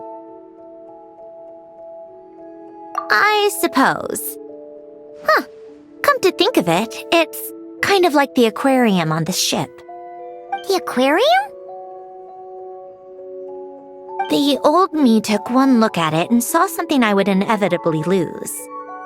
So I stopped putting in the effort. Then, one by one, the fish all swam away, and the place became even more bleak and depressing. Pretty pathetic, right? Don't say that. A lot of people would feel the same. It just shows how much you care about what you have.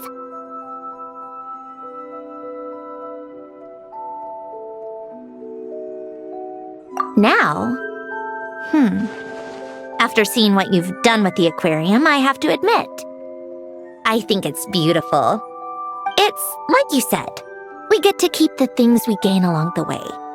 And those are things that can never be replaced, because we choose to hold them in our hearts. Well said. Besides, I've already died once.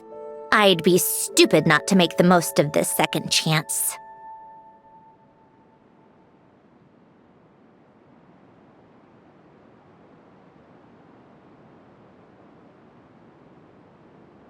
Right. Earlier you, or your inner self, mentioned something about her wish. What was it? You think that's something you can just ask and I'll tell you? Think again. I may have accepted my emotional self, but I'm not about to go all soft and mushy on the inside and pour my heart out.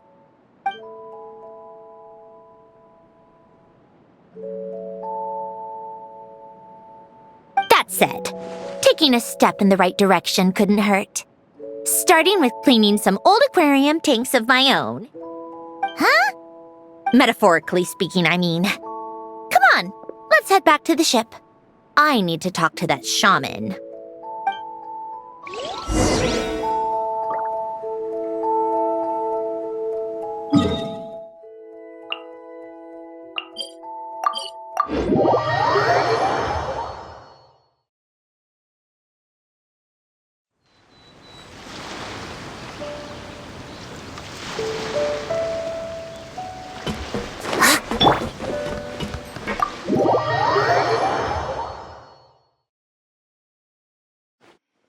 Huh? Resentful lost souls? You couldn't get comfortable sleeping near the Opera Epicles, right? Well, I bet that's why. The Fountain of Lucine is where all the water in Fontaine gathers. So that's where the emotions within the water converge as well. Hold on. If it's souls we're dealing with, feeling uncomfortable should have been just the beginning. I should have been able to hear their voices or something. And under normal circumstances, I'm sure someone of your talents would have. The problem is, these souls are no longer complete. Remind me how they ended up like that again? You mentioned something about them being split apart? Yes, it's called soul severing. Renee of the Nartsitzenkreuz Ordo came up with it. After learning of Fontaine's impending doom, Renee thought if he could find a means for the soul to live on in perpetuity, it might ensure the world's salvation. Soul severing was the first step of his research. Unfortunately, his theory of the four orthants was imperfect at the time, and a failure along the way caused his physical form to dissipate. Jakob, another member of the Nartsitzenkreuz Ordo, sought to carry on Renee's legacy and restore his physical form. He even used some of the people who stood in his way as test subjects for his research. By severing their souls? Yes. After Renee successfully awakened, the two continued their research, and all the severed souls ended up merging into Renee's consciousness. After you saved Fontaine by turning Fontainians into true humans, these souls returned to the ley lines. But the souls severed before Renee awakened had nowhere to go, doomed to forever wander the waters of Fontaine as listless spirits. Almost as if they exist outside the bounds of this world. Unrecognized by the ley lines or fate.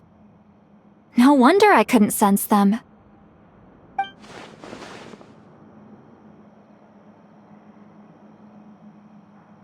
Not only that, but over time, they began to fuse with other entities.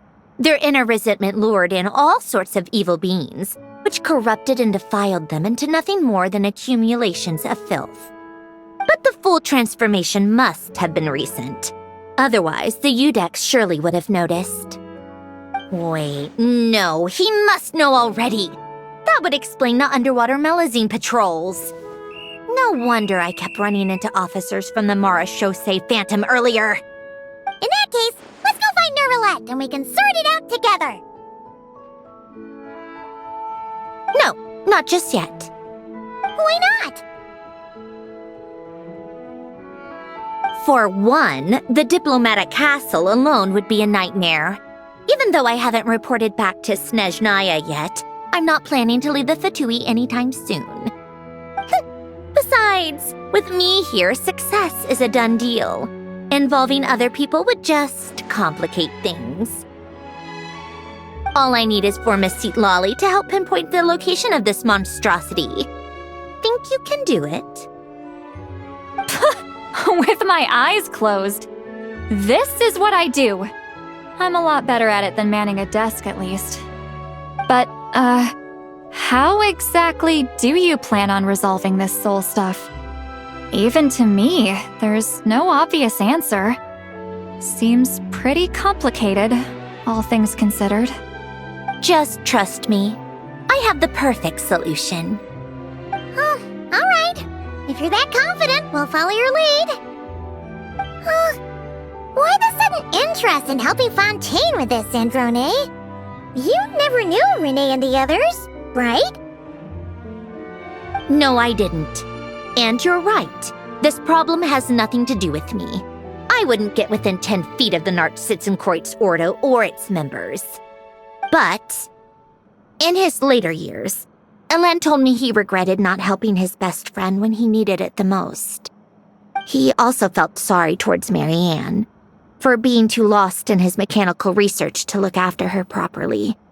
If he were still with us, I think he'd do the same. He might have a few choice words to say about it, but even after everything, he wouldn't leave his friend's mess for someone else to clean up. Friends shouldn't hold grudges or leave behind regrets. Fixing what happened between him and Renee was one of his greatest wishes. All I'm doing is fulfilling it in his stead. You really do seem a little different now. You mean everything that just happened wasn't for nothing? Why, thank you for pointing out the obvious, Paimon.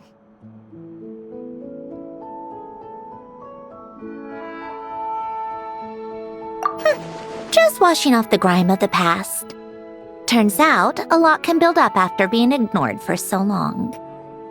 What's this about aquarium tanks all of a sudden? They go off on some grand adventure and what? Now they have their own private code? Stupid. All right then, Lolly. Tracking this thing down is up to you. Huh? Oh, right. No problem. You got this, Granny Eatsley! You! Come with me to Hotel de Boer for a drink. Right now. Why? Because I said so! Miss Guillotin, I'll report back on the location tomorrow morning. Just need a drink or two first to bolster me up. Well, don't let me keep you. All right, you. Time to go. I've got scores that need settling. Huh?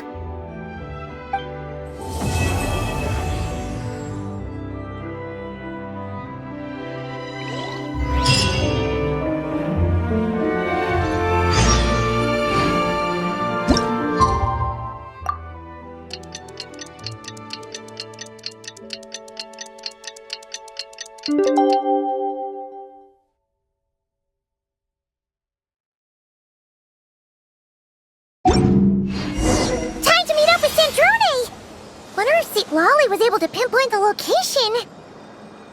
Well, we should know soon. Let's just hope it all works out.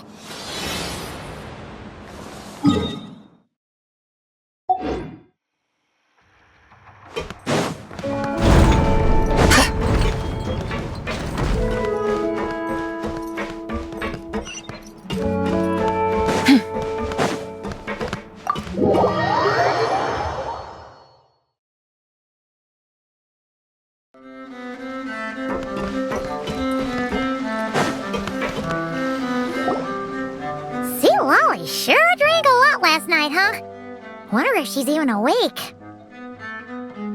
Good morning. Columbina! Oh, you sure know how to make an entrance. What are you doing here? We just finished filming a last-minute scene, so I came up to get some fresh air. The others are still down below discussing what the final scene should be. You mean, how it should end? Yes, they're torn between whether the heroine should reunite with her old friend or not. Ah, because the whole point is that she came to her friend's homeland to search for her, right? Oh, Paimon almost forgot the plot! Yes. Director Farina and Miss Chiori think a tragic ending where the two never meet would be more poignant. But Director Xavier thinks having the two reunite would make for a more touching and heartwarming ending. Me? I'm not sure. On a personal level, of course I want to see her again. Of course I want to experience that moment where we reunite, even if it's just for the cameras. But that means an actor would have to take her place, and that makes me feel... Oh. Huh? Yeah, don't look so worried! Making a film is supposed to be fun! Besides, it's all gonna work out. You can trust Paimon on that. Work out? How? Well, you know. Yep, exactly! Okay, I trust you. I'll just focus on having fun for now. Well, well, look who we have here. Traveler and Paimon. Oh, the lighting specialist and clapper loader that never were. Yeah. We kinda went AWOL, didn't we?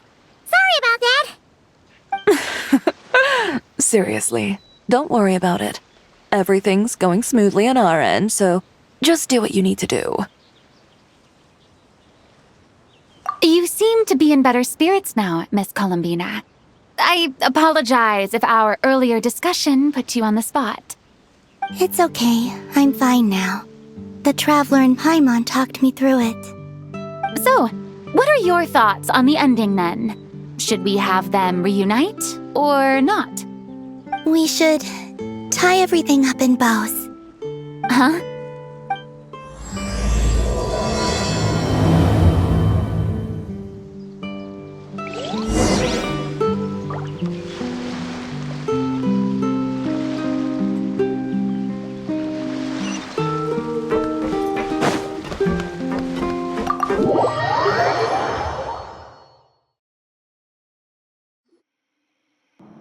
Zilali! We're here!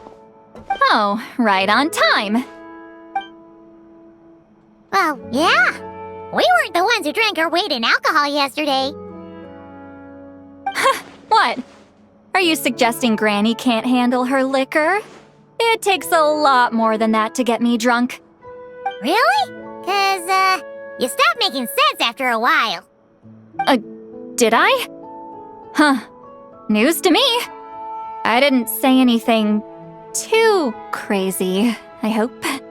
Let's see. You spent half an hour bad-mouthing Auroron, half an hour complaining about work, an hour talking about light novels, and, Paimon kind of fell asleep after that. Are they gone? Oh, the crew? Yeah, we bumped into them on the deck, but they just left. Wait, but now that everything with your core is sorted out, what's stopping you from seeing Columbina? She misses you a lot. I just want to deal with this mess first. Besides, this is a perfect chance to make her jump for once. I have to plan it out more. But enough about that. Were you able to pinpoint the location of our target? Of course! When Granny Eatsley promises something, she delivers. Great, let's see. Morte region. Wait, this is the Tower of Gestalt. The place the souls were severed. Is that the source of the resentment? Or is it the Narcissenkreuz Ordo in general?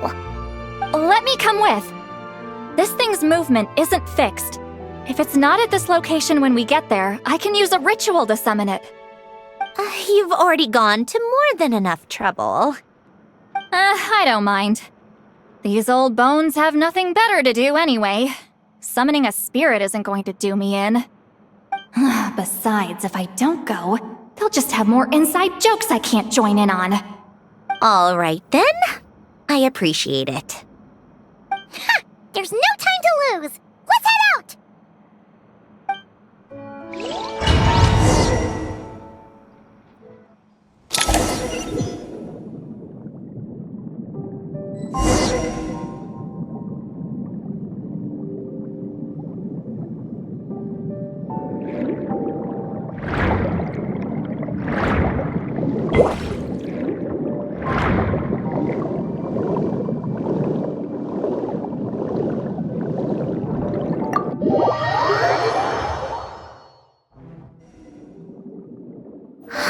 No sign of it so far.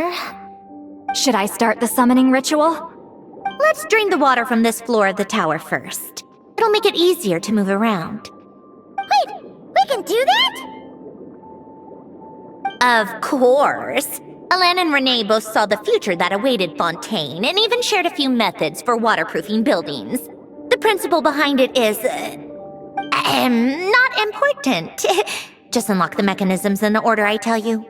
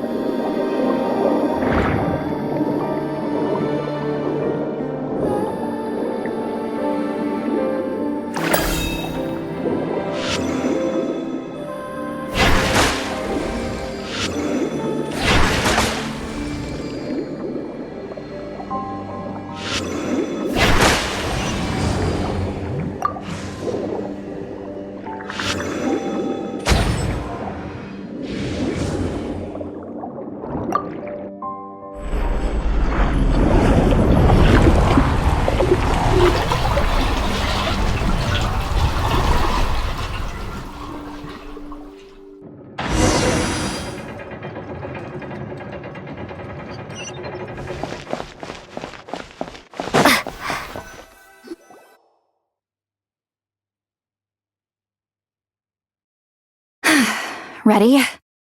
Yeah. When this thing appears, I'll try talking to the souls inside. But more than likely, they've already been driven to madness. If communication fails, we'll have a battle on our hands. In that case, Paimon better find a hiding spot. If a fight does break out, I should be the one to deliver the final blow. Trust me on that. Understood. All right, I need quiet. Wandering spirits drifting along the tides. Hear me now. Broken souls, silenced, torn apart and forsaken. Follow the traces of the past and return to us. Let resentment recognize resentment. Let vile entities be drawn together. And in this place, take form once more.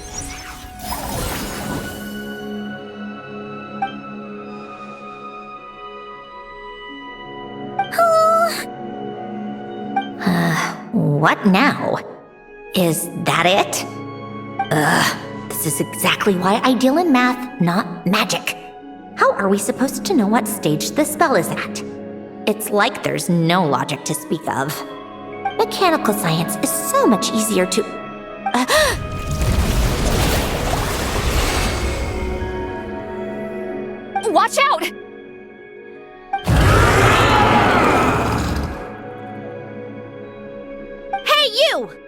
or whoever's inside of you, I need you to listen to me. I'm a descendant of Fontaine's Lord Artificer, Alain Guillotin. I can make you whole again and return you to the ley lines. You just need to work with me here.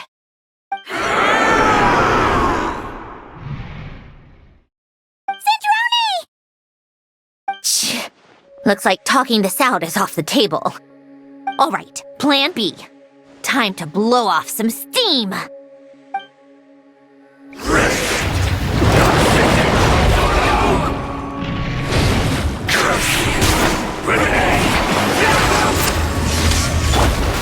You're cursing out the wrong person! I didn't even know them!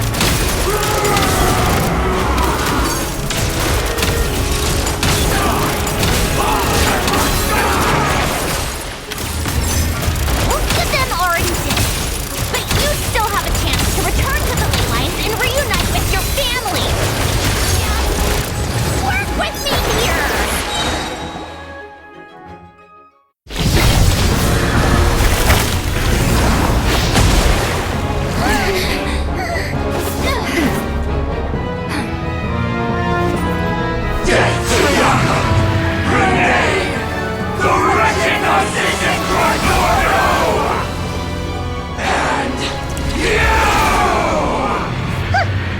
I told you I'm not like them.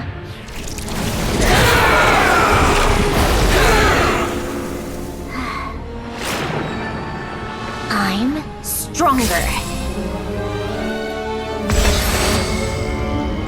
Inverted. World formula.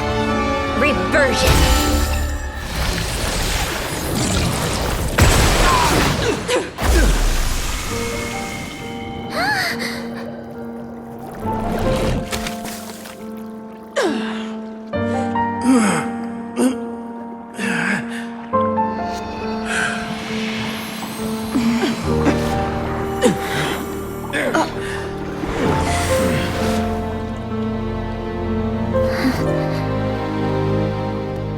Be at peace among the tides, lost souls.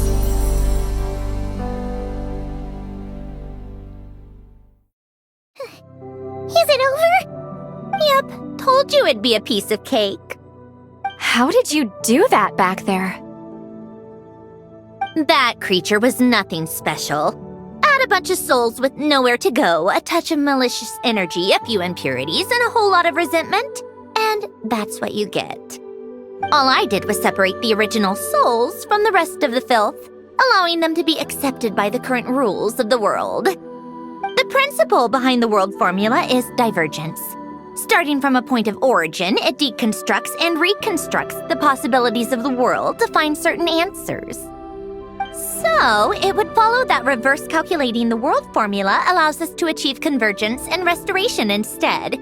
Using a numerological array, I was able to do just that. It's similar to the concept of homological reduction in mathematics. I reduced them to the basic fundamental essence of their being without changing their underlying nature. That meant... never mind. Judging by all the blank stares, I'm guessing you don't actually care. I think I finally understand how Outlanders feel when I ramble on about shaman stuff. Point is, it was super impressive! You really are amazing, Sandrone! You're just realizing that now? Ahem! Enough about that! We should get going. I'll go reset the mechanisms inside the tower. See you back on land!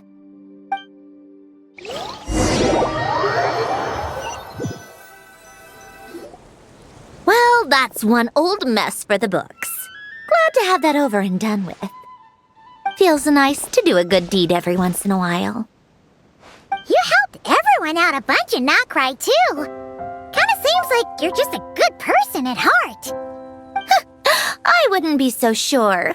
I'll be heading back to the Fatui soon enough. You two are too trusting sometimes.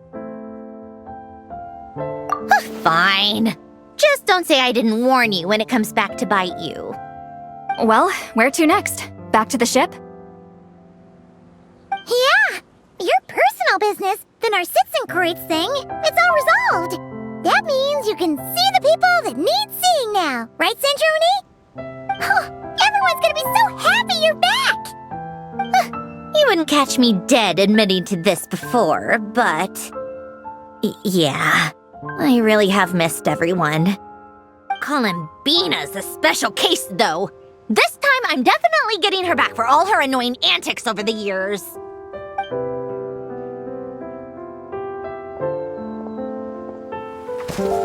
She'll sense me coming from a mile off. How am I gonna...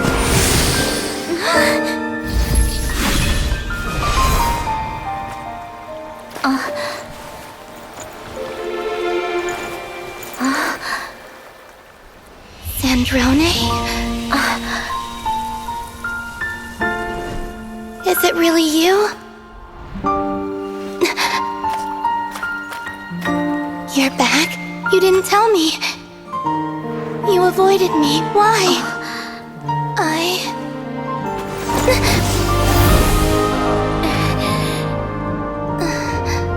Sandrone? Now we're even. I missed you so much. That makes one of us, idiot. I'm here, Columbina.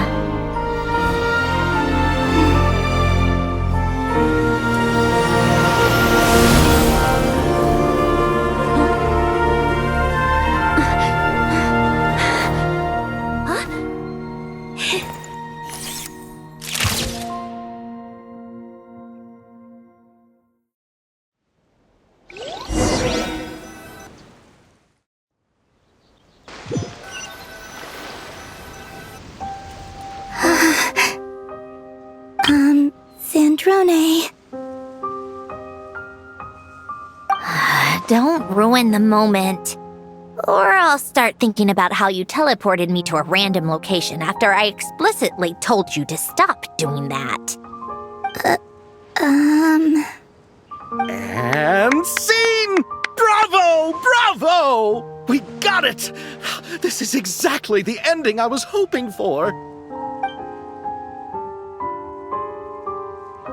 Huh? Where did you just go, Miss Columbina? You vanished, and then the next second you were back hugging this, new friend here. That was all on camera? Yeah. Well, the camera was already rolling and it happened so fast, so... yeah. Hold on. This must be... Yep, my best friend. The one I was looking for. I never thought I'd actually get to see her again. I'm just... so happy. Plus, the film got a happy ending too. It's all thanks to you, Sandrone. Sandrone? You couldn't stop being annoying for 1 second? Columbina!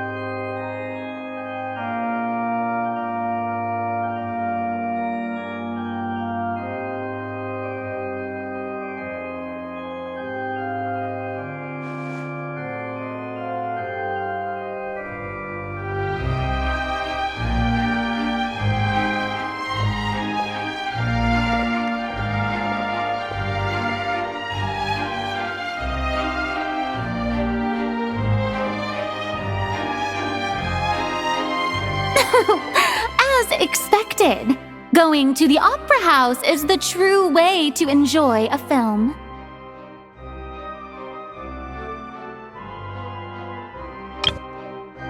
You get to see the audience's reaction in real time, too. The ending seemed to be received quite well. Paimon can't believe you let us include that in the final cut, Sandrone! You even agreed to help us reshoot a couple of shots. Thanks a million. Most of it was caught on camera already, so it's not like I had much of a choice. Besides, the film I'm in is going to be anything less than perfect. What are you laughing at? Nothing. It was just interesting to see us on screen together. I'm glad this moment is going to be preserved forever. Just a pity we didn't take home the Farina Award this time around. Well, artistic films can rarely compete with commercial ones. You should have prepared yourself for this the minute you changed the script. True. Oh, did I hear someone mention the Farina Award? Come on, don't gloat! I won't. Our crew winning the Farina Award was a team effort after all. Costume design, script adaptation, ooh, and the practical effects were so realistic. The flames and explosions even made me jump while we were filming.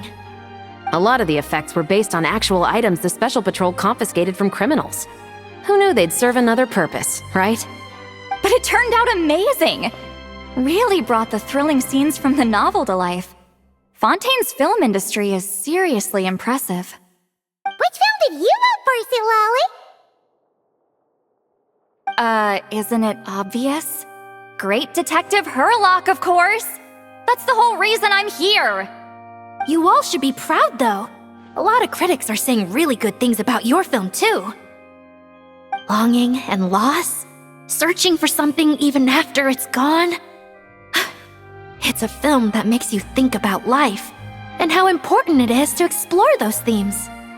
Well, that is what the art of storytelling is for. Watching a film with friends is so much fun! There's so much to talk about! Ooh, let's throw a celebration later then! We're all old friends. Oh, we could find a place and chat to our heart's content. How about the Wingalette? That's perfect! Friends and family are more than welcome too. So if you want to bring people, don't be shy. You all can head over first and make yourselves at home. I'll bring over some refreshments in a bit. I just have one more stop to make first. Can I come? Fine. Not like you'd listen if I tried to stop you.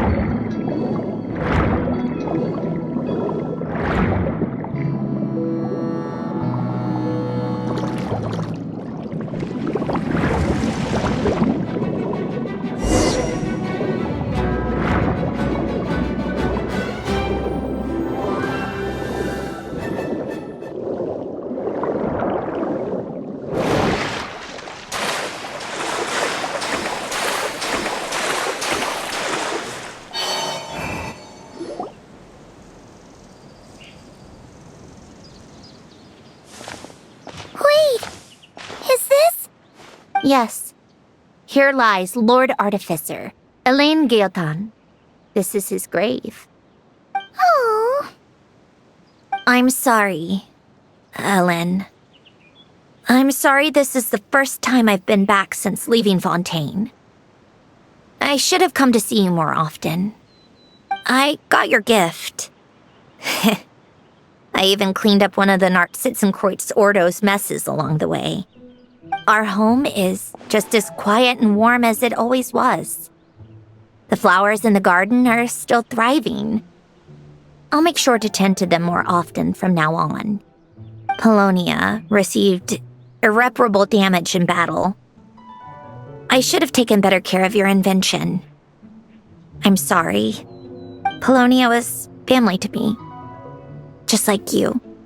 You always said I was a fast learner. But I'm not so sure. It took me far too long to learn the things that truly matter. I never said this to you back then, but thank you for creating me. For giving me the chance to experience life. Being your family meant everything to me. Absolutely everything. Can I say a few words as well, Sandrone? Don't need my permission. Hello, Mr. Guillotin. I'm Sandrone's friend. You don't need to worry. Sandrone is doing great. Not only is she a brilliant scholar, she's made a whole bunch of friends, too. And she takes great care of them. As if. She'll never admit it, but she's always there when her friends need it the most. I wouldn't even be here without her. So, if she ever needs help, her friends will be there in a heartbeat, including me. That's what best friends are for. Columbina. What else? Oh, she likes drinking bitter coffee, listening to piano music when she can't sleep. Turns out she even likes giving hugs. No, wait! Don't tell him all that! Huh? I don't understand. I didn't think you'd want to hide things from him. Well, yeah. But there are still things I don't want to say. Okay. I'll come by myself and tell him for you then. That's not what I meant. All right. Enough with the speeches. If no one has anything else to add, let's just leave it there. Should we say a few words too? Kinda seems like Columbina said it all. Oh, great idea!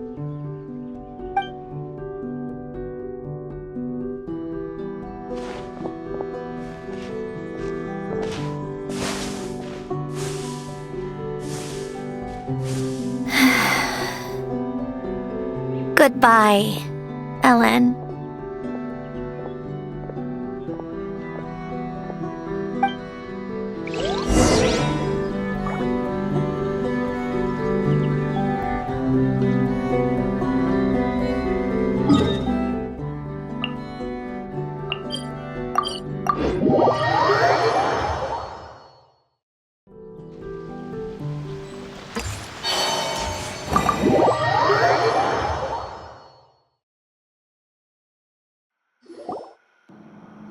You made it! The party's already started. Oh, but, you didn't bring anyone else along? I thought you headed out to invite some friends. We did invite a friend, actually. She'll be here soon. She's even bringing some desserts to have over tea. You should join us later, Miss Farina. I do love a tea party. Then don't mind if I do. This seems like a fun occasion. Let's go talk with everyone. Good idea! We'll introduce you to all our old friends.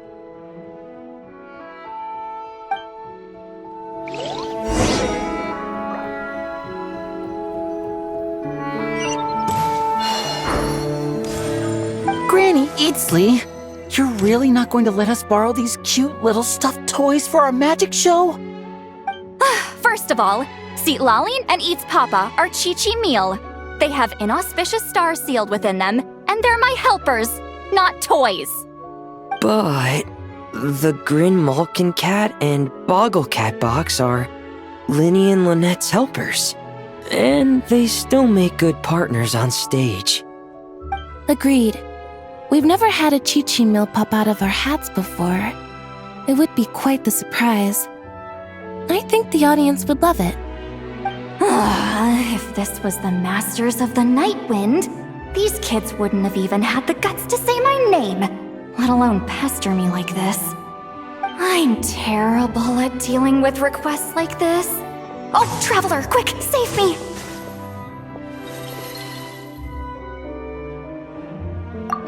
You think you're so funny.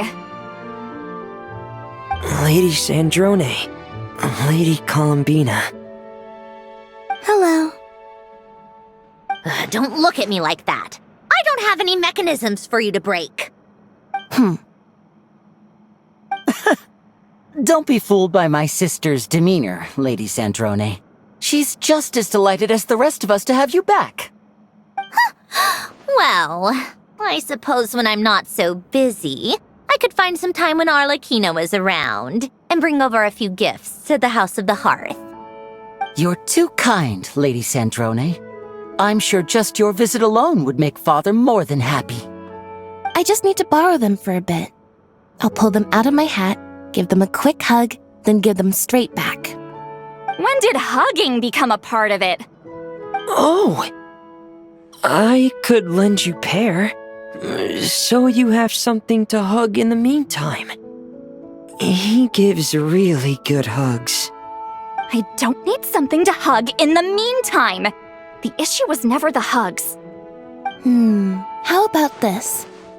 You can have 2 VIP tickets right next to each other. Excellent view. Right next to each other?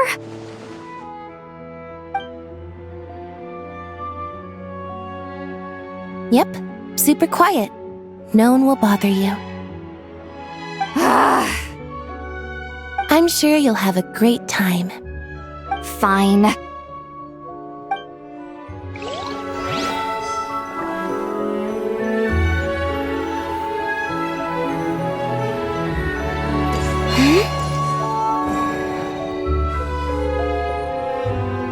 Wait a second!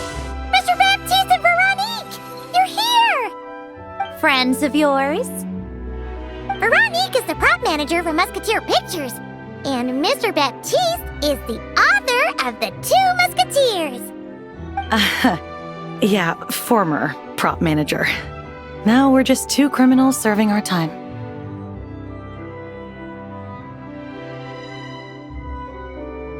Thanks to Duke Risley and Nurse Sigewin looking out for us. Not too bad, actually. You make it sound like I'm giving you special treatment. I just think the method of justice you chose to pursue is one people can respect. You are far too modest, Your Grace. The only reason we were even able to come to the surface for the festival is because you fought for it. It's also just good for the physical and mental health of the prisoners in general.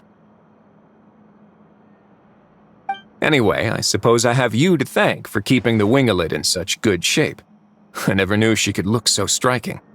I didn't do anything special. It was mostly the Traveler and the others.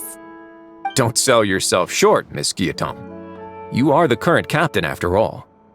In light of that, I have to ask, do you mind if I leave up some of the installations so the people back at the fortress can also enjoy the aquarium? Huh? Like I said before, I just think it would be good for the inmates who clean and maintain the winglet to see their work put to good use. Besides, maintaining an aquarium is sure to be a lot more interesting than scrubbing rust off the walls and deck. Of course I don't mind. I'm grateful you even want to keep it. Great. Then it's decided. That's amazing, Sandrone. We should go hang out at the Fortress of Meripede later, then. You do know you just invited me to hang out in prison, don't you?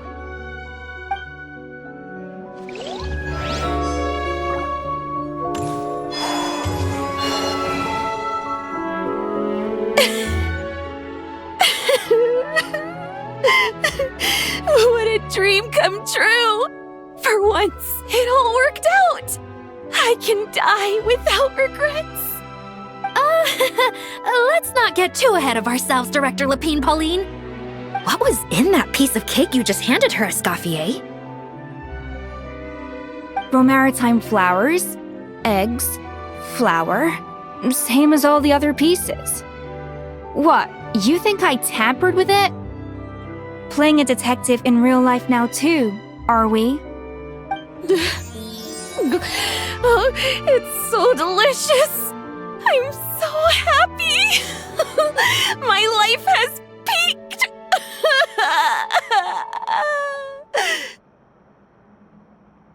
Miss Lapine Pauline, look who I brought! Master! Wait, what happened to your face? Why are you crying? Never mind my face. Here, let me introduce you. This is Miss Charlotte and Miss Escoffier. Things are sounding lively over here. Oh, look who it is! Perfect timing. I was so busy with the shoot, I feel like we barely got to talk. And the elusive Miss Guillotin. It's great to see you. Thank you so much for letting us use the boat free of charge.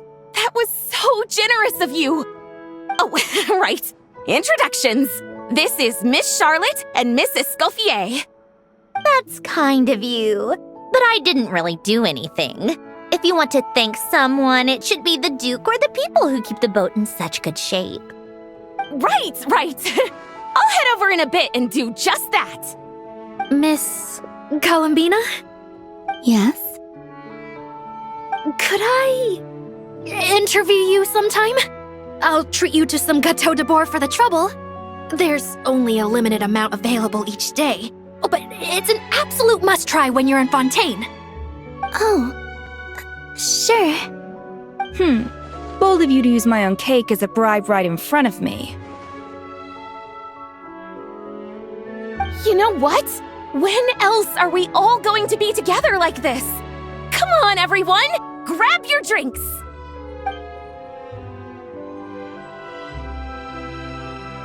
Are we going to toast? Yup! Come on! Sante!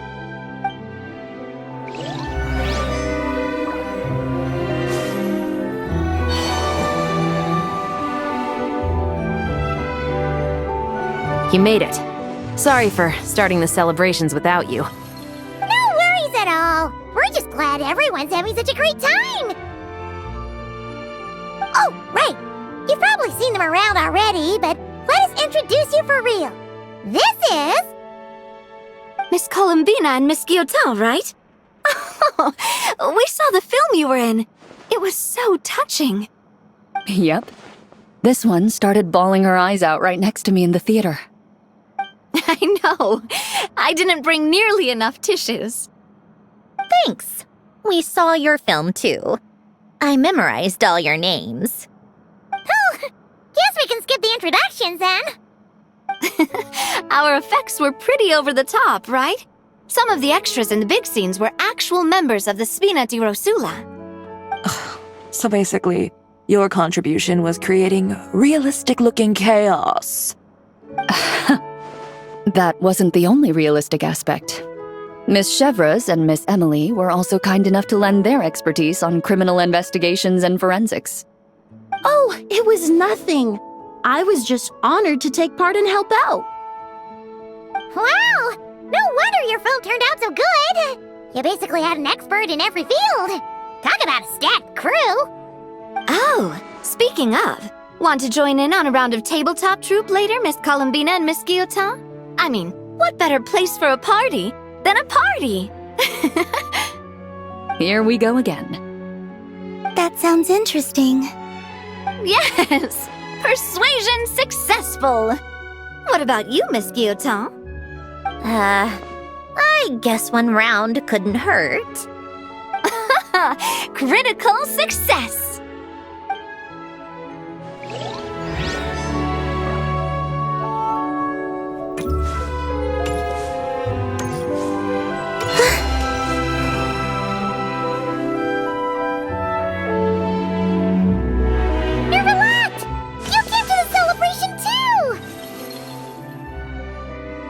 Yes.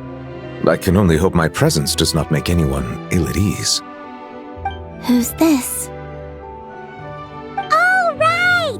This is Nervalette, the Eudex of Fontaine. And this is Columbina and Cendrone. Greetings. Hello. These two must be the Fatus and former Fatus related to the recent incident in Nodcry. I read about them in the diplomatic report. The Eudex?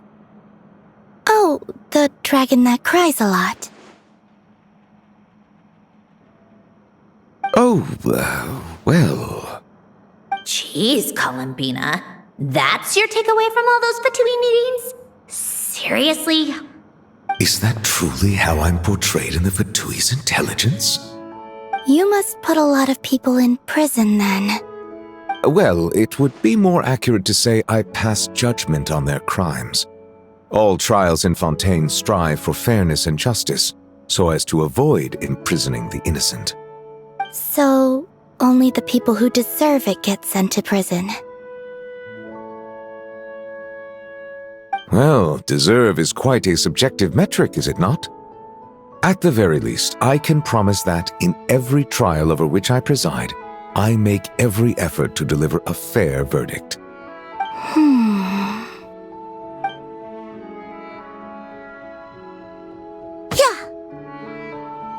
Oh, for the love of... what is she doing now? You seem like a good dragon. Not the kind that throws people in prison for no reason. I think we can get along just fine. Thank you? Then she punched me because... Sorry, Nervalette. She thinks that's a sign of friendship. Where does she even pick up weird habits like that? I see. I believe I have observed people on the streets of Fontaine expressing affection in a similar manner. I suppose I now know what it feels like. Yes. Quite, abrupt. You know, these two are surprisingly alike. Oh, looks like Arlecchino's here. Come on, Columbina. Let's go have ourselves a tea party.